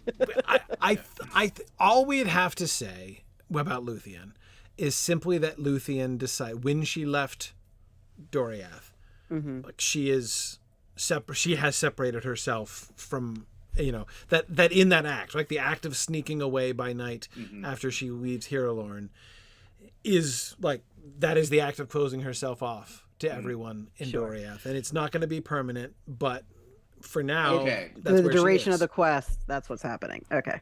All right. This isn't a now question, but it is still a question. Okay. Can you communicate with somebody in Valinor? Distance is no bar. But Valinor is hidden, and I bet you whatever the Valar put up is as much of a barrier as the Girdle of Melian, and more so. So it's not even just an issue of somebody, like presumably people in the halls of Mandos. Mandos has a bubble. Mandos's bubble. Mandos for sure has a bubble. He is the best bubble of all. He is the best bubble. He's got the best firewall in Arda, doesn't he? Yeah, right? Yes, for sure. Okay, so he has the best firewall. There's also a firewall surrounding Valinor itself. So it's not an issue of people who have died and are now re-embodied. Like you can't communicate with them because you don't have their phone number anymore. Right. It's not that. Right. It's that Valinor itself is closed. Is closed off. Okay. Yeah. No, the more we talk about that, the more this whole like corporate closedness, and interference firewall really seems at the very least it correlates very closely with themes explicitly. And I mean, Tolkien never talked about telepathy with any, even when he talked about, for instance, the impossibility of communication between elves in Mandos and elves outside of Mandos in Valinor. He's even there didn't talk about the Osanwe-kenta, telepathy explicitly. But yet clearly he's not making an exception for telepathy, right? In doing that, like it's pretty clear that in Tolkien's mind there is absolutely no contact of any kind. You can't send letters, right? You can't have telepathic messages. There's no visiting hours between the elves in Valinor and the elves in Mandos. And so therefore the idea that this that the kind of connection that's established here must be able to be blocked, is almost a logical necessity based on the other. Somebody has got to be sitting there with Active Directory, making sure that certain people can get through. It makes perfect sense that Omo is able to communicate with people in Middle Earth because he just goes out into the ocean outside of the firewall, right, and uses his own personal network to reach out and touch people in Beleriand. This is also, by the way, correlates with the whole Taniquetil thing, right? Manwë up high, so Manwë is using Wi-Fi, is using his secure Wi-Fi to communicate with people, and Omo has a hardwired network that goes out with like nodes that people can connect to. The metaphor just keeps growing. It's so awesome. How can they communicate with the Valar in Valinor all throughout history if there is a communication wall? that. Oh, yeah, the Valar can hear them. Well, Like, Elbereth Varda can hear specifically. them. Yes, Right. Varda can hear them. She's sitting. She's Up on sitting at Taniquetil. the, Yes. Right. She's sitting in the access point. Exactly. And Irmo with the dreams situation is Again, not he hindered. has his own. It's he a has his little- own private yeah. network. Exactly. He's not hindered by whatever the hiding of Valinor did. Yes. Yes. Yeah. No, dreams are clearly a sort of an exception, right? They have their own road. So. Yeah, the Rainbow Bridge. I was just thinking about Exactly. They have their own personal network. Yep. Yep. Exactly. It's not exactly a hardwired connection, but it's but it's a point-to-point network. It's a point-to-point connection. Exactly. I've installed a few of those. I know how they work. Exactly. Yeah. Okay. And by the way, it doesn't seem to me at all obvious that when people call on the Valar randomly in Middle-earth, the Valar are always here. Right. I don't. There's think at least one case where, or two cases. There's several cases where they for sure do hear them. Oh yeah, but no, it can. Taniquetil explains it. It can happen, but yeah, exactly. Yeah. Um, Well, it just. But like Orme Fingon has says, to "Man go way to to whom Middle-earth all to hear birds for are people." dear," and Yes. then the eagle shows up. Yeah. Like yeah. that Oh, is no, a clearly. direct. Clearly, Yes. right. Yes. But yes, but Manwë and Varda are explicitly exempt from that lack Sure. of connection. Yes. Yes. Yeah. Yeah. But like Orme, if he wants to talk to somebody, he's got to show up. He's gotta go. He's got to get on the ground, in Middle Earth. Yeah. Okay. Oh wow, Mrs. Manrick has a great question. Do dwarves communicate with Aule under the earth? That'd be interesting. Yes. The person who told us about Osanwe-kenta doesn't know know. the answer to that question. Yes. So that is like baseline Yes. establishment. But We I do not know. believe that Aule built into their little dwarvish minds little transmitters that Yeah. he can receive. Right. So the idea that Iluvatar can connect to all the minds in Arda because he made them essentially. Yes. Ale could have done something similar with the understanding that he didn't actually make them have minds. Right. Yes. Not. Not. But he was able to control them before they Yeah, had he their was minds. So that means that there's already a connection. There's certainly a very strong affinity. Yes. And he taught them language. Right. So whatever their initial form of communication was, it was all A based, whether it was mental or linguistic. That's the reason why the rings don't work as advertised on the dwarves. Why there's the because recall notice their for the seven? connection isn't the same as elves. They don't have a Osanwe-kenta the way elves and humans do. They have just that link that links them back to Aule. I can get behind that. Mm-hmm. That they would be in some way reachable, like Galadriel can reach Gimli, right? Mm-hmm. True. He can receive, right? Yes. He can be the house that she knocks on the door of and Yeah. enters into, and he can let her guess. in, right? Wrong protocol. Because I mean, they have minds, right? I mean, they're Yes, given, they yes, have that's fair fear, enough. Okay. and Tolkien is pretty Created clear by that this is, Iluvatar, right, not exactly. by Yes. Ale. Not by Yeah. Ale. Okay, right. so they are in that sense linked to the Osanwe-kenta network. But at they are large as well. but There not- could But they be have their fundamental own differences. little personal firewalls. well. There Remember can that be fundamental differences. humans Yeah. are different, are worse at it because of the difference in the relationship between their Yeah. Hroa and their Fea, their bodies and their spirits, right? Right. And so the dwarf relationship between body and spirit would be different from either one, right? Yeah. And so Though could we don't interfere really with know it much. Yeah. quite differently, Yes. right? Although again, we don't know many details of this, but it's not. I think it's not identical to the human Hroa Fea problem, right? No. Right. It's its own unique thing. It's its own unique thing. But I could easily imagine, I mean, it doesn't take much to suggest that one result of that is that they can't send messages to each other. They can receive, like they have a mind. So again, if you've got somebody, especially somebody like Galadriel, who's super good at this, right?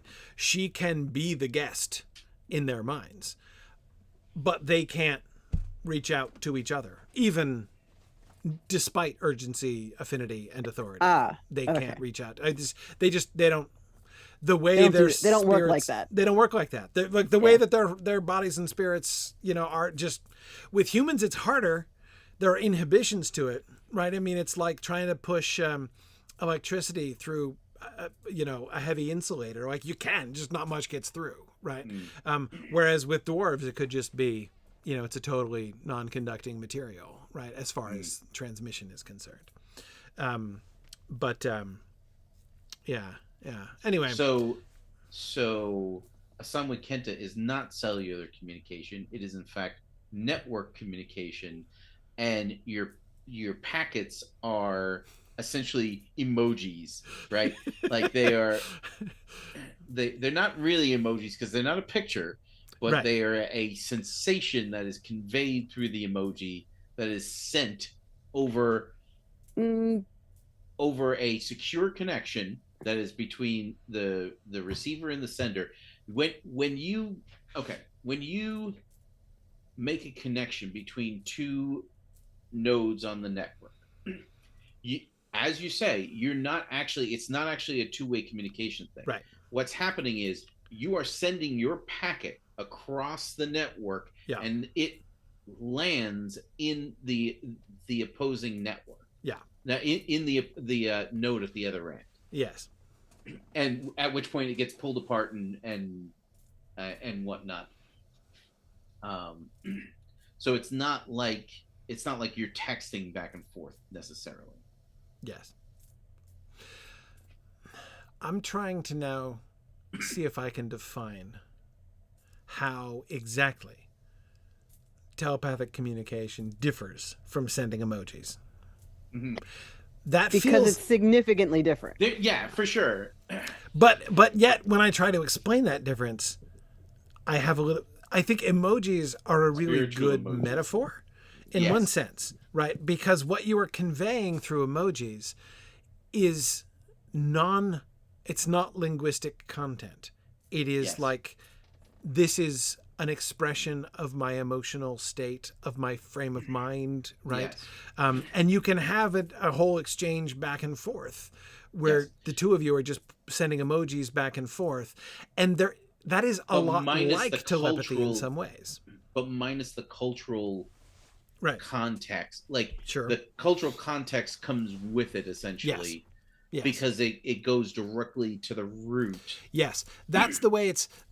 The way it's very unlike emojis is that emojis as a medium of communication, it's a very finite group of symbols with agreed upon. I mean, it's a large group, but still it's a very, quite compared finite. To words, it's very finite, right? It's much more limited in the number of signs that you can use to point to things, right? So in order to convey something more complex or nuanced, you have to combine them.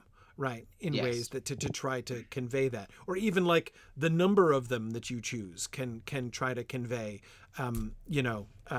variance of degree and stuff like that. So can Elrond talk to Dad?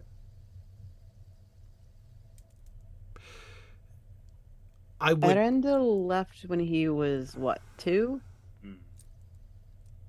Young. He was young when Arendelle left. Yeah. He was young. He doesn't Not know sure Dad how much very affinity well. there is. Right. He calls him, blood, my sire. Yeah. It's very remote. Fair enough. I would also think that there is a very clear sense of Arendelle being put on the other side of the firewall from like his separation. Like a Mando situation. Yes. It's almost Mandosian, I think. The gap between Arendelle and the mortal world that he can look down upon. It's more than just one of distance. Yes, it's not just distance. He's outside the dome. He's outside the dome. Yeah. No, I mean, there's literally a dome, right? And depending on which map you're looking at, right? Yeah. No, he is. And that does seem to be a much more profound kind of firewall, possibly even more than the Pelori, right? Than the mountains, right? The hiding of Valinor. So yeah. I think he couldn't, even if even if they. So this is why. could, This also yeah. explains why Gandalf can't reach out to Frodo when he's at the Black Gate to confirm the or deny his death. Because as soon as Frodo and Sam cross into Mordor, they are underneath the Sauron's Mordor firewall. closeness. Yeah. Yes. Sauron's got a firewall. He's obviously for sure. closed. Right. Yeah. Now the Palantiri have a connection through that. Am I remembering correctly? That's a Murray, doesn't he VPN. say something like he's gone beyond my sight? That I was thinking. I couldn't remember whether those words came from the book or the movie. So I'm pretty sure I they're didn't in the book. say that for that very reason. Yes. Pretty sure they're in the book. But that is Gandalf, isn't it? I thought. I think mean... so. He's gone beyond my sight. Not incidentally the sight of the Palantir, but but Galadriel uses similar language about Gandalf being outside her sight when he's fallen to the Balrog. Yes. Before she finds out. Well, he he's might dead. actually be spiritually off the grid. Right. Yeah. If he's dead. But I'm saying point, is that language is used for that description of she's like, I can't find him. His mind is, not visible to me. And That's it's like, really there's a interesting. reason for that. But doesn't she imply in that scene that that's kind of Gandalf's normal MO? That he's like in stealth mode much of the time? What she specifically says is he did not cross the borders of this land. Right. Suggesting that she would know. She would know that, yeah. If he had come into Lothlorien. Yeah. But as long as he remained outside, she just doesn't know where he is, and he probably is in stealth mode a lot. So yeah, well, that's him going off grid isn't surprising. Right. Gandalf being in stealth mode makes me think of Luthien again. Like it's a kind of precedent for that kind of behavior when you undertake a thing like Luthien was, which Gandalf is kind of in that mode much of the time, right? Yeah, and so she tries to contact Gandalf, does a DNS search, and doesn't find him. Yeah. Yeah. She returns a DNS error. Yeah. But when he does return to life, she's the one who knows he's there and sends an eagle. Yes. Yeah. So she picks him up. Yeah. Right. Yes. Yeah. Mm-hmm. Yes. No, right. Mithrandir has rejoins the network at that point. And he might reach out to her. Yes. Well, they have the rings, so like they already have a they have their own little VPN there. I don't know if that's how the Elven rings work. It's on a circuit which picks up the one ring. Like when Sauron puts on the one ring, they're all aware of it. Yeah, but it doesn't make them aware of each other necessarily. Yeah, but it would not surprise me to find out when Gandalf's body comes online and has the ring on it that Galadriel is immediately aware of his presence. If he weren't, deliberately cloaking himself at that time, sure. Maybe. Yeah. But he was pretty open. I mean, like he's physically naked and mentally just woke up. Yeah. It wouldn't be hard to understand that. Okay. Back to season 7 here. Sorry. This has been quite a wide-ranging discussion of. But by the way, I mean, just to emphasize this, the world-building conversations we're having now and the retconning that we are doing or trying to do is exactly Tolkien never got around to doing this, right? This is exactly the kind of thing we see in a lot of Tolkien's later writings where he begins to, but he never actually did this with his writings. Maybe he would have done had he lived another 25 years. Yes. But and the if idea he had is become aware of the internet, he would have been able to explain all this stuff. If we come up with rules for how things are going to work in the first age, we're going to need it to still work in Lord of the Rings. Yeah, so there's a it's reason where. No, absolutely. I just wanted to point out that because I mean, if it seems like we're like rewriting things, what we're doing is exactly the kind of work that Tolkien did do when he developed some of these things, but which he did not complete doing, or at least didn't write down with a lot of this other stuff. Anyway, coming back to season 7 with the Galadriel issue, because you're certainly right. We have established, because of the Lord of the Rings, Galadriel as one of the most adept telepaths among the elves. In fact, now that Finrod is dead, probably the best of everybody, right? Yes. That's fair. So the thing that I think that we want to do is make sure that we just want to make sure it doesn't look like we're doing that thing where we say this person has the power to do this and they're the best at it in the world, but for reasons of dramatic tension, we're just going to act like she never thinks to do it ever. Yes. You know, like in so many superhero movies. So we don't want to be just sandbagging Galadriel, right? As far as her telepathy is concerned. So I think if she is placed with Bor, that solves a lot of the issue, because she's not aware of a lot of the stuff that's going on to do anything about it. And the only data that she would have, even about Uldor, is the mere fact of his being closed, right? And we can have her note that. We can have her comment on that, even in some sense, right? Yes. But we don't. But that doesn't have to. But that doesn't itself betray anything necessarily. She would have to be in a very suspicious frame of mind for that to lead her towards the conclusion that, oh my goodness, he's going to betray us. Right. Especially if multiple members of Ulfang's company are like that. Right. You know. Yes. It's something. It would not be hard for her to come up with an explanation for that. Like, it's something about that it's a cultural thing, right? That there's something about like the culture of either like the leaders or like the military commanders or like this is, it's apparently a thing in this particular subset of this culture, right? That, you know, when they're leaders of a certain, you know, at a certain degree, they tend to close themselves. And she might think it's just directed towards her, and that they're more open with each other or whatever. Potentially. But she's an outsider. Also, maybe they just don't like Ulfang outsiders. Can kind of call her out. Yeah. Like, if she tries to get into his head after someone has warned him about it, and he says, no. If he deliberately calls her out and says, it is not okay to do that. Yeah. Like, I will come here and help you fight this battle and all that, but it is not okay. Like, party foul, lady. Yes. Yeah. Well, I mean, you think about the reactions. Boromir, Sam, Frodo himself, right? Like, you know when you've been violated, right? When the guest has come in, right? Like, you can tell she's there, and you can tell what she's done to some extent, at least. At least you know that she's done things. So I would think actually that like she would know this, right? She would be careful about this. Especially if she knows that they're suspicious of outsiders and don't know what to make of elves. And, you know, I can't imagine she's going to just routinely help herself to their minds, right? Because they'll perceive that. Yeah, and she does make the point that she only does that to the Fellowship because, you know, a special case or whatever. She implies that she doesn't do this to every guest who enters Lothlorien. Right. But, you know, do we believe that?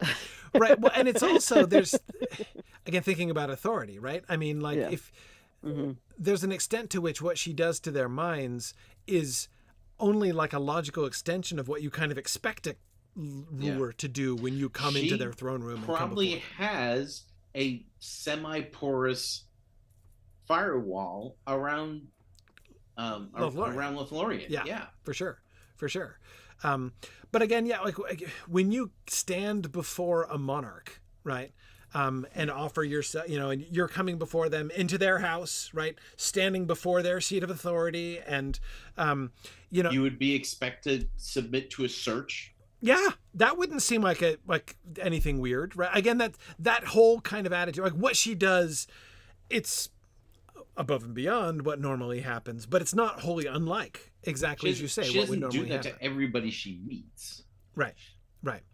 No, though maybe some of the stories that they tell in Lothlorien, or they tell in Rohan about Lothlorien, suggest that it's not wholly unknown. And that's I want to get there. I don't do this to everybody. It's like, really? Yeah, exactly. Well, you know, tell the bards of Rohan about that. Right. Maybe. I don't know. I kind of have a desire to have her try to rule over a small kingdom of humans at some point, and it goes super poorly. Like, I would be kind of interested in that. Yeah. Because that seems like the sort of thing that could get her there without her having to do something that's like really super dark and evil. You know, we could even conceivably think about like Rovanian and the Aotheod a little bit that way. Yeah. But that's obviously a later concern. There's also lots of scope in the Second Age to do stuff like that too. Yeah.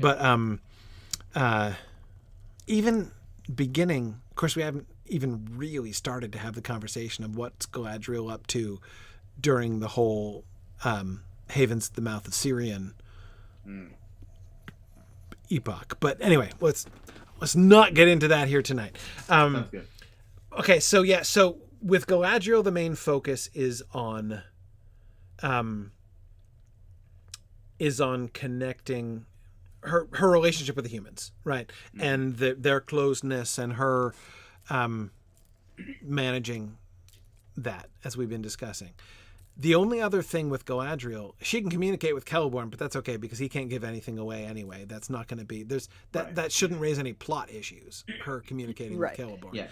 And the people that she's spending most of the time with are the Feanorians, and again, they're closed off, so she can't. Right. She can't communicate with them. Anyway. She clearly could and clearly would communicate with Fingon. Yeah. But I would think it would be enough for her to communicate with him and tell him we're coming, right? Like all she would have to be is in sufficient doubt herself about what the humans are going to do, right? She would not want... She can't tell Fingon until she knows. Until she's certain, yes. Which is already going to be too late because she's not late in the game. With the group with Uldor, so when when that turns into a betrayal, I'm even just thinking about they're coming. Like, hey, dear Fingon, got a big army. Be there in a couple months. On my way. Hugs and smooches, Galadriel, right? Like she'd want to send that message, right, to her cousin, right? They're cousins. But again, even that message, there has to be a certain amount of doubt or uncertainty about her relationship with Ulfang, right? Even before the assassination. Like, she doesn't control this army, right? She's not in command of this army, right? But I think it's okay. We talked about the arrival of the humans having a catastrophic effect in the moment when they first come, right? First, the apparent catastrophe, and then undermined by the betrayal and turning victory into disaster. But that's all about the timing of their arrival, which again is exactly the kind of thing that is going to be difficult to communicate telepathically. I don't think it would be a bad thing. Like, it doesn't have to be a surprise, like with the Gondolindrum, them showing up as a surprise, right? Fingon could get the memo from her. Like, I'm with a huge army of humans. Like, I think she could convey that impression. Like, I am on the other side of the mountains. I am, she could convey the sense of distance. She could convey the idea of like an army of humans that she's if anything, one of the question marks that we have is that Galadriel wants to do something to address the problem in Middle Earth, right? Yes. So she's gone over the mountains to meet some humans and then raises an army. If she just randomly brings an army over the mountains, why would she have any reason to know that like now's a good time to do something about that? Right. Something about the Union of Mithros has to get communicated to her. Yes. To know that, hey, if I bring the army over the mountains now, that's gonna be helpful. Right. Yeah, exactly. So I think it's totally fine for her to be like, hi Fingon, I found a whole bunch of dudes over here, right? And Fingon be like, could you bring them? Any use for an army right now? Right. That'd be quite handy, actually. Yeah. Why don't you bring them right over? Right. Yeah. And that would explain why she goes over the mountain. So if she has received back a positive response, then it makes a little more sense that she makes the decision she makes. Yes. I was assuming it was going to be via Celeborn who would let her know about the Union, but it could be directly from Fingon. He could let her know about the fact of the Union, and then she could reach out to Fingon.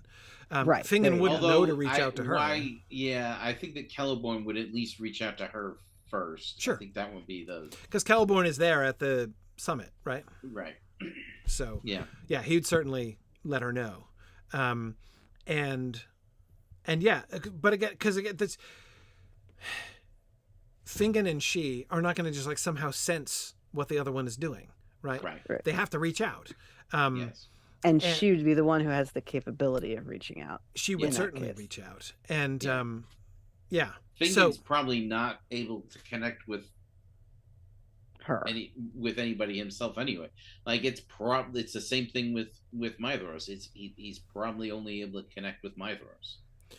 Well, I would think why not? Fingon's the High King, so he would have he has the authority thing going on. Okay. Yeah. All right. Yeah. But and they're cousins. You know, I mean, like she's known Fingon for. Yeah, but you think centuries. that if well, okay, I was about to say you'd think that if Fingon could do it pretty reasonably well, that he would have had a lot less hard time figuring out where Mythros was. But then I remembered the Thangorodrim bubble. Firewall, which is going to be pretty tight. Yeah. Yeah. Right. Absolutely. Now this firewall thing really solves a lot of problems. It really does. If the king of the land has the authority to do that. Yep. Especially if authority is one of the factors. Yeah. And again, I know, Maria, I suspect what you're thinking is like this doesn't give them the authority over other people's minds, but it doesn't give them the authority to violate the close. That's the thing that's sacred. The thing that's sacred is the sanctity of one's own closure. The king doesn't have the authority to force you to open your mind. Right? You can close your mind against your own king. You can do that. Anyone can close their mind against anybody. But that doesn't mean the king couldn't stop other messages coming through. That doesn't have to do with the openness and closeness of your own mind. I recognize that there's a slight difference there. But it is. But we're also we're playing a little. I can see you squirming, and I feel it. I definitely. I also agree that if you don't have any kind of restriction in place, there are parts of the story that don't make sense. Yes. Like, how does Gondolin remain a secret for 500 years? Yeah. It's like, well, does every single person in there really, really think hard about not revealing Gondolin every day? Yeah. Like, that seems weird. Yes, that seems like a lot. That, like, one of the hundreds of elves in one of the thousands of conversations that they had with other people outside of Gondolin at some point would have slipped up in some way so that somebody would know, right? I mean, yeah, it's very hard to imagine. It just seems like there must be some restrictions about certain areas. Yeah. So if the authority is the way we're going to, make it work, then we can run with that. And so the mechanism by which the spell of Bottomless Dread gets around this is essentially like mental torture until you open up in exhaustion. Is that? Yes. But basically, so Melkor's way around this, like there's like there's the boring way and the fun way, from Melkor's perspective, right? The boring way is deception, right? When just you deceive somebody into spilling, right? The fun way is to force them into spilling, but they've still got to spill, right? Like a confession made under torture is still a confession. Like, I'm not saying it's necessarily legitimate, but like, the deal is that you're still choosing to speak, to do things by force. Yes, he does not like that there are other wills that are not his own. Yes, so the fact that even somebody who is tiny and insignificant and otherwise weak is able to close their mind to him is drives him completely infuriating. Yes. So what was interesting about where Tolkien ended up going with that is that therefore Morgoth hates Osanwe-kenta because that's not how he wants to communicate with other minds. He wants to dominate. Therefore, Morgoth really likes language. Yes, loves it. Language gets around everything. Language is his way. That's his way around it. Yeah. Yes. So it's very surprising that Tolkien came to that conclusion. Yes, that the greatest master of language is the evil one for evil purposes. Yes. Yes. So exactly. So okay. Well, because like Melkor hates Glaurung does this. Osanwe-kenta because, again, like, think about it. You're being a guest in someone else's house. Yeah. Right. Which they can shut the door of in your face. And by the way, reading that again, I kept getting all these images of like Formanos. Gaffer Gamgee and Formanos and Gaffer Gamgee and Farmer Maggot. Right. Yeah. All of the times, the trends of small, apparently comparatively weak people slamming the doors in the face of really powerful evil people is totally a motif in Tolkien's work. It is. So, okay.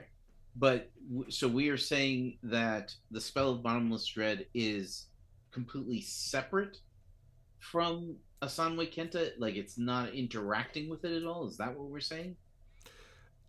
Not that it's totally separate. It's that the only way your mind opens is if you will your mind to open. Right. So why? The question is, what is the reason that you have to will it to open?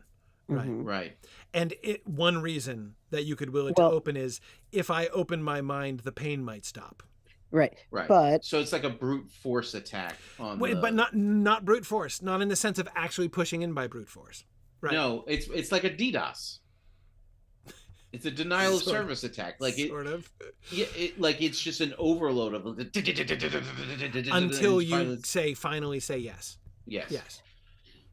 Or basically, Morgoth was able to control people and do things without them surrendering their mind necessarily, in the sense that their will to close their mind, in the end, he didn't need. They're still in there. So maybe he's able to sweep the mind away from control of the body? No. The idea is that, let's say what you have is information in your mind that you don't want to share with Morgoth. Uh-huh. That doesn't mean that he can't get that in some other way or control you and manipulate you even while you remain closed and keep that information to yourself. So you can keep an innermost thought. It doesn't mean that he's not going to send you in as this mole spy person thing, because just because you kept your thoughts to yourself didn't mean Morgoth didn't implant things that he wanted to if you weren't able to shut in time before he got something in the door. Because remember, the whole closing of the mind with Osanwe-kenta is it's about the guest host thing, right? Mm. It means you can stop him from reading what is in your mind, and you can stop him from depositing messages there in your mind, right? You can't stop. But that's all. That's all you can halt. That's all. So for him to say, like, think about how Sauron is described implicitly in that, like, from all of his captains, his mind shook free sentence right at the end of the Return of the King. Yeah. Implies that Sauron's will is guiding and dominating the choices that are being made by the captains, many orcs, many possibly human as well. Yeah, because the orcs just go into panic. Right. When he dies. Some of them, cast themselves into pits and whatnot, right? They just go, they kind of go nuts. So he's, now again, you can say that they're opening their minds to him, but again, it's not what he does, the domination of Sauron's will, which of course he learned from Morgoth, the distribution of Morgoth's power into Arda to enable him to control it, to mold it and to dominate it, is not the same. It's not about communication, right? It's about compulsion.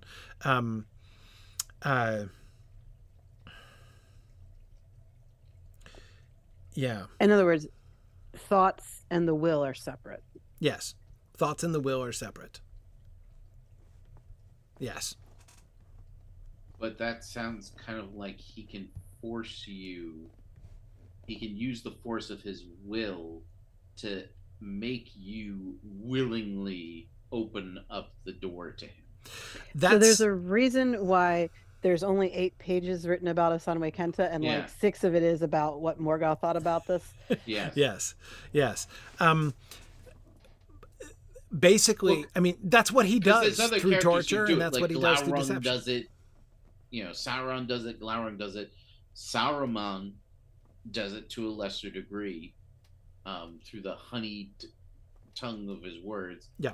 Even the ring wraiths, to a degree, do it. Osanwe-kenta, you mean? Not well. I mean, like the domination of other people's wills. I see. Yeah. Actually, the illustration. I'm glad you mentioned Saruman.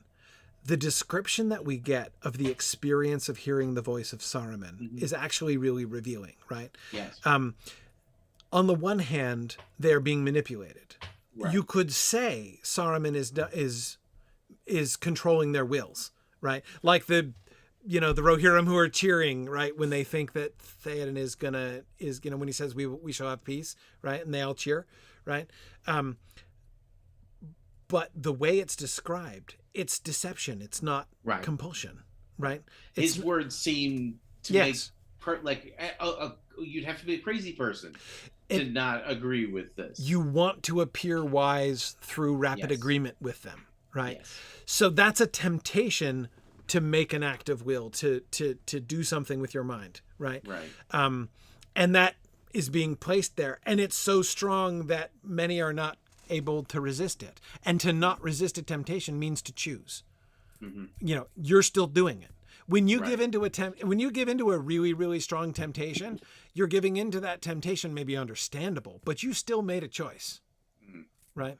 How does that relate to what happens to Nienor and Turin with the amnesia thing? Well, I mean, the amnesia thing is a whole complete, like, that's a... My suspicion about the amnesia thing, by the way, is that is Glaurung manipulating the whole Hroa Fea situation with humans, right? Okay. Humans are always messed up to some extent or other, right? Because of the domination of their bodies. In effect, like, until the creation of the rings, which seems to me to be a workaround, right? Like, that's a temptation thing. That's Sauron's bag. Yeah. Holy. Yeah. But until the innovation of the rings, Glaurung seems to figure humans out faster than Sauron does. Yes. Because he's able to completely overthrow Turin's mind and make him decide to do something wait a second. Completely different. Notice what he talks him into believing something that's not true. Yes. But see, that's a lie. And Turin's reaction to the lie of Glaurung sounds to me very similar to the reaction to the voice of Saruman, actually. Okay. All right, fair enough. He believes it.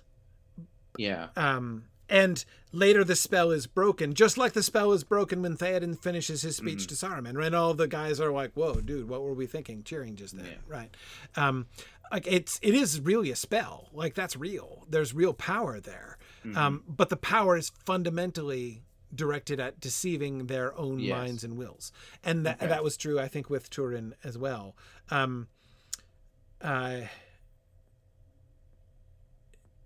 I don't think Nienor tells him her name. Yeah. I don't think he'd have been able to read that. Okay.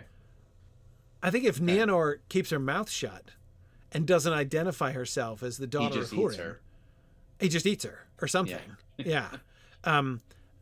I think it's pretty clear that he doesn't. I mean, because his response when she says, "I am Nienor, daughter of Húrin," he's not like, "Oh, I know." Right? Like, I know, and this is going to be good. He responds, he's like, "Oh, daughter of Húrin?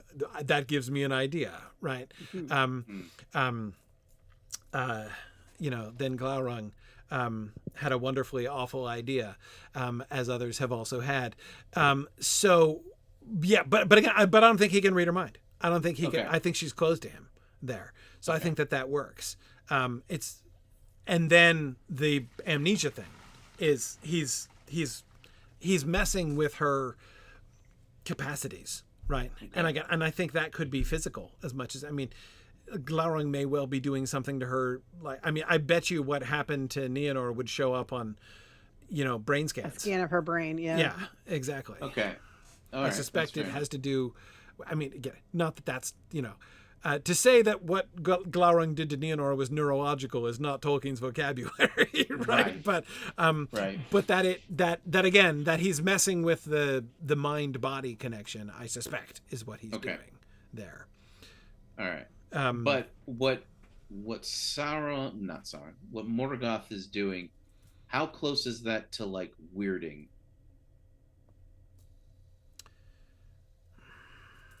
You're thinking about Bene Gesserit Like Dune stuff? Yeah.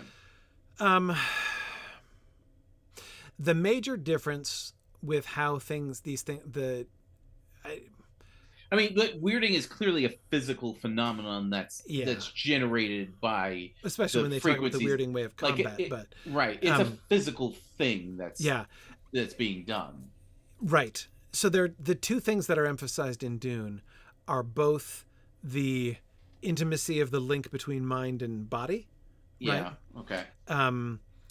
You know, when you do a prana bindu, whatever. You know, when Jessica puts herself in a prana bindu trance and slows her breathing and such, right?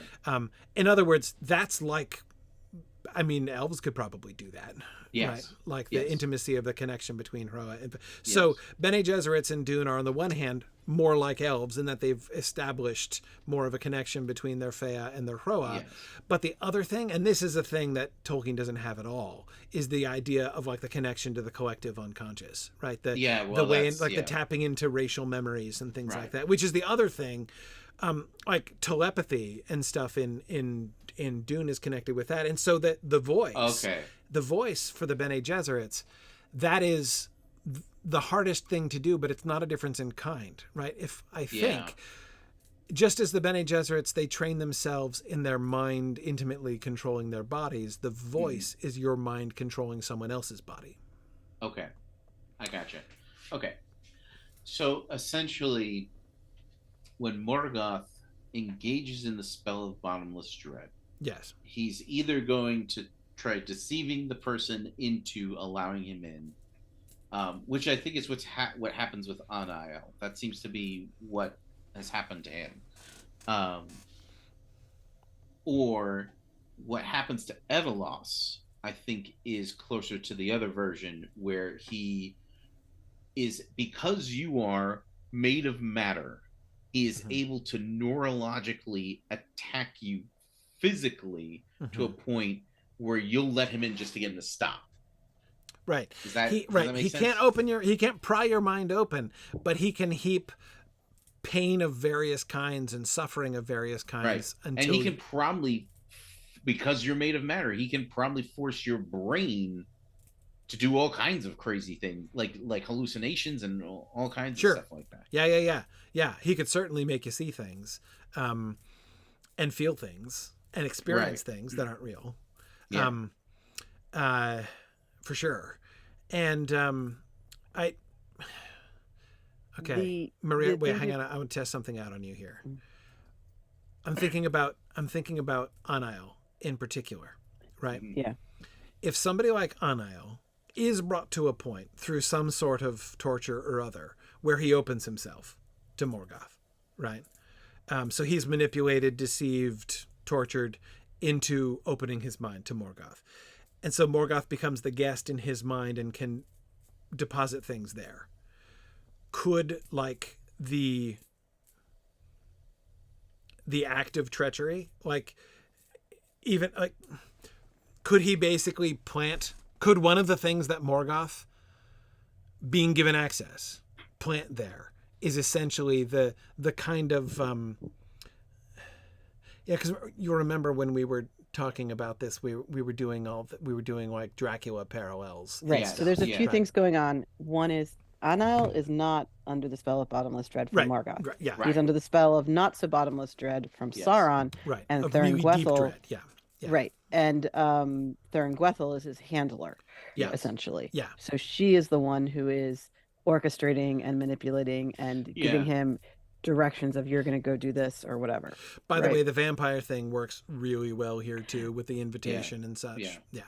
Right. They can't force their way in. You have to invite them in. But Sauron adds her to the white list, so she is going to be invited in by Anael. Once it happened the first time, it can continue happening. Yes. And he's unaware that it's even going on, so he doesn't know to close it off or try to close it off. Right. Yes.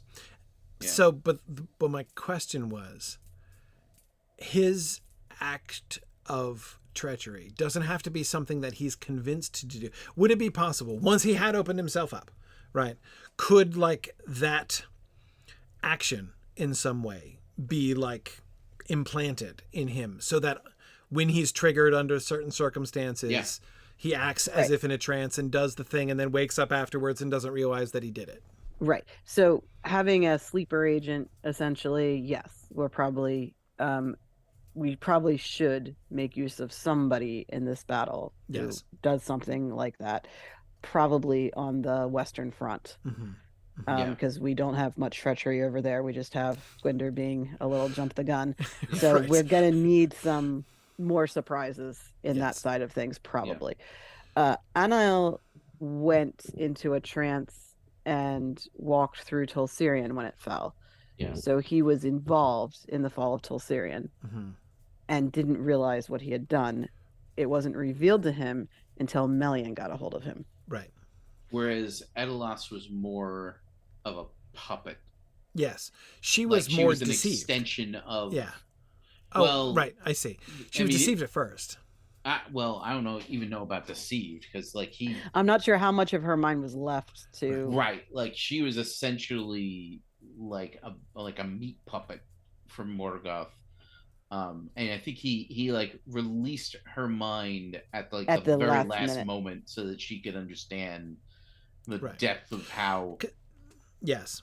Especially given how much he I think Sauron was pulling the strings with her at that point. No? Edelas was being controlled by Morgoth. Yeah. So directly. Okay. Yeah. Like no, that would make sense if once you let Morgoth in, then in some cases Morgoth could basically be like, and I'm staying. Yeah. Right. Right. Yeah. Okay. Especially given his control over material things, or his influence over material things. Right. So a more extreme version than what Sauron's doing with his army. Yes. In the Third Age. For sure. Right. Exactly. Yeah. Exactly. His mind is kind of just pressing on them. Yes. In a way. Like it's not the same kind of like manipulation from underneath. But of course, this also explains why he can't just randomly do that to anybody. Yes. Like, he could just reach out to Fingon and take his mind like this, because it's why he can only do it to the prisoners he's had and he's had his way with over time of torture, manipulation, and deception. Right. And then later in the Third Age with the rings, what has happened is he has gained access through the rings themselves. So the rings are doing the temptation, right? Which tempt the person to open, because they have to open their door to the ring itself. And once they've done that, however, somebody mentioned before that he is the root encryption key for all the rings of power, and so he's able to it's like a back door has been opened up inside their mind. Yes. And it's that back door that doesn't work with the dwarves because because of their resistance to dominion. Yes. Yeah. Yes. Cool. Okay. Good. So, I wasn't expecting that in this conversation we would end up working our way back through everything that happened in the Silmarillion and the Lord of the Rings and the whole history of SilmFilm, but it was actually really fun to do that. And also I totally forgot the slideshow, so you probably have other slides that okay, right. Yeah, there are several. I mean, but I'm sure we've covered pretty much everything. Affinity, we talked about the affinity. Yeah, good, right? We addressed that. Morgoth, we've been talking about the Morgoth issue. Yeah. Good. Sorry, I could have prompted you to advance slides. Sorry, I forgot about that. It's all good. Okay, excellent. Well, now next time is going to be after Mythmoot. So our next, because 2 weeks from today we'll be at Mythmoot. So our next session will be the week after Mythmoot, June 27th, and episode 2. we are living in hope. I have confident Amdir that we will have episode 2. I have SL that whether we get episode 2 or not, that we will have a great time talking about it. Absolutely. Yes. Okay, so we will do that, and you guys are up to episode 5. Wow, alrighty. Okay, so Yes. That's next we week. did a double. Next Friday, right? Oh, you did a double. Yeah. Okay. Yeah. We did one. We did 2 back-to-back weeks. Right. Oh, I see. Okay, gotcha. Okay, so next Friday on the 14th at 8, you guys can talk about episode 5. Cool. All right. Excellent. Thanks everybody.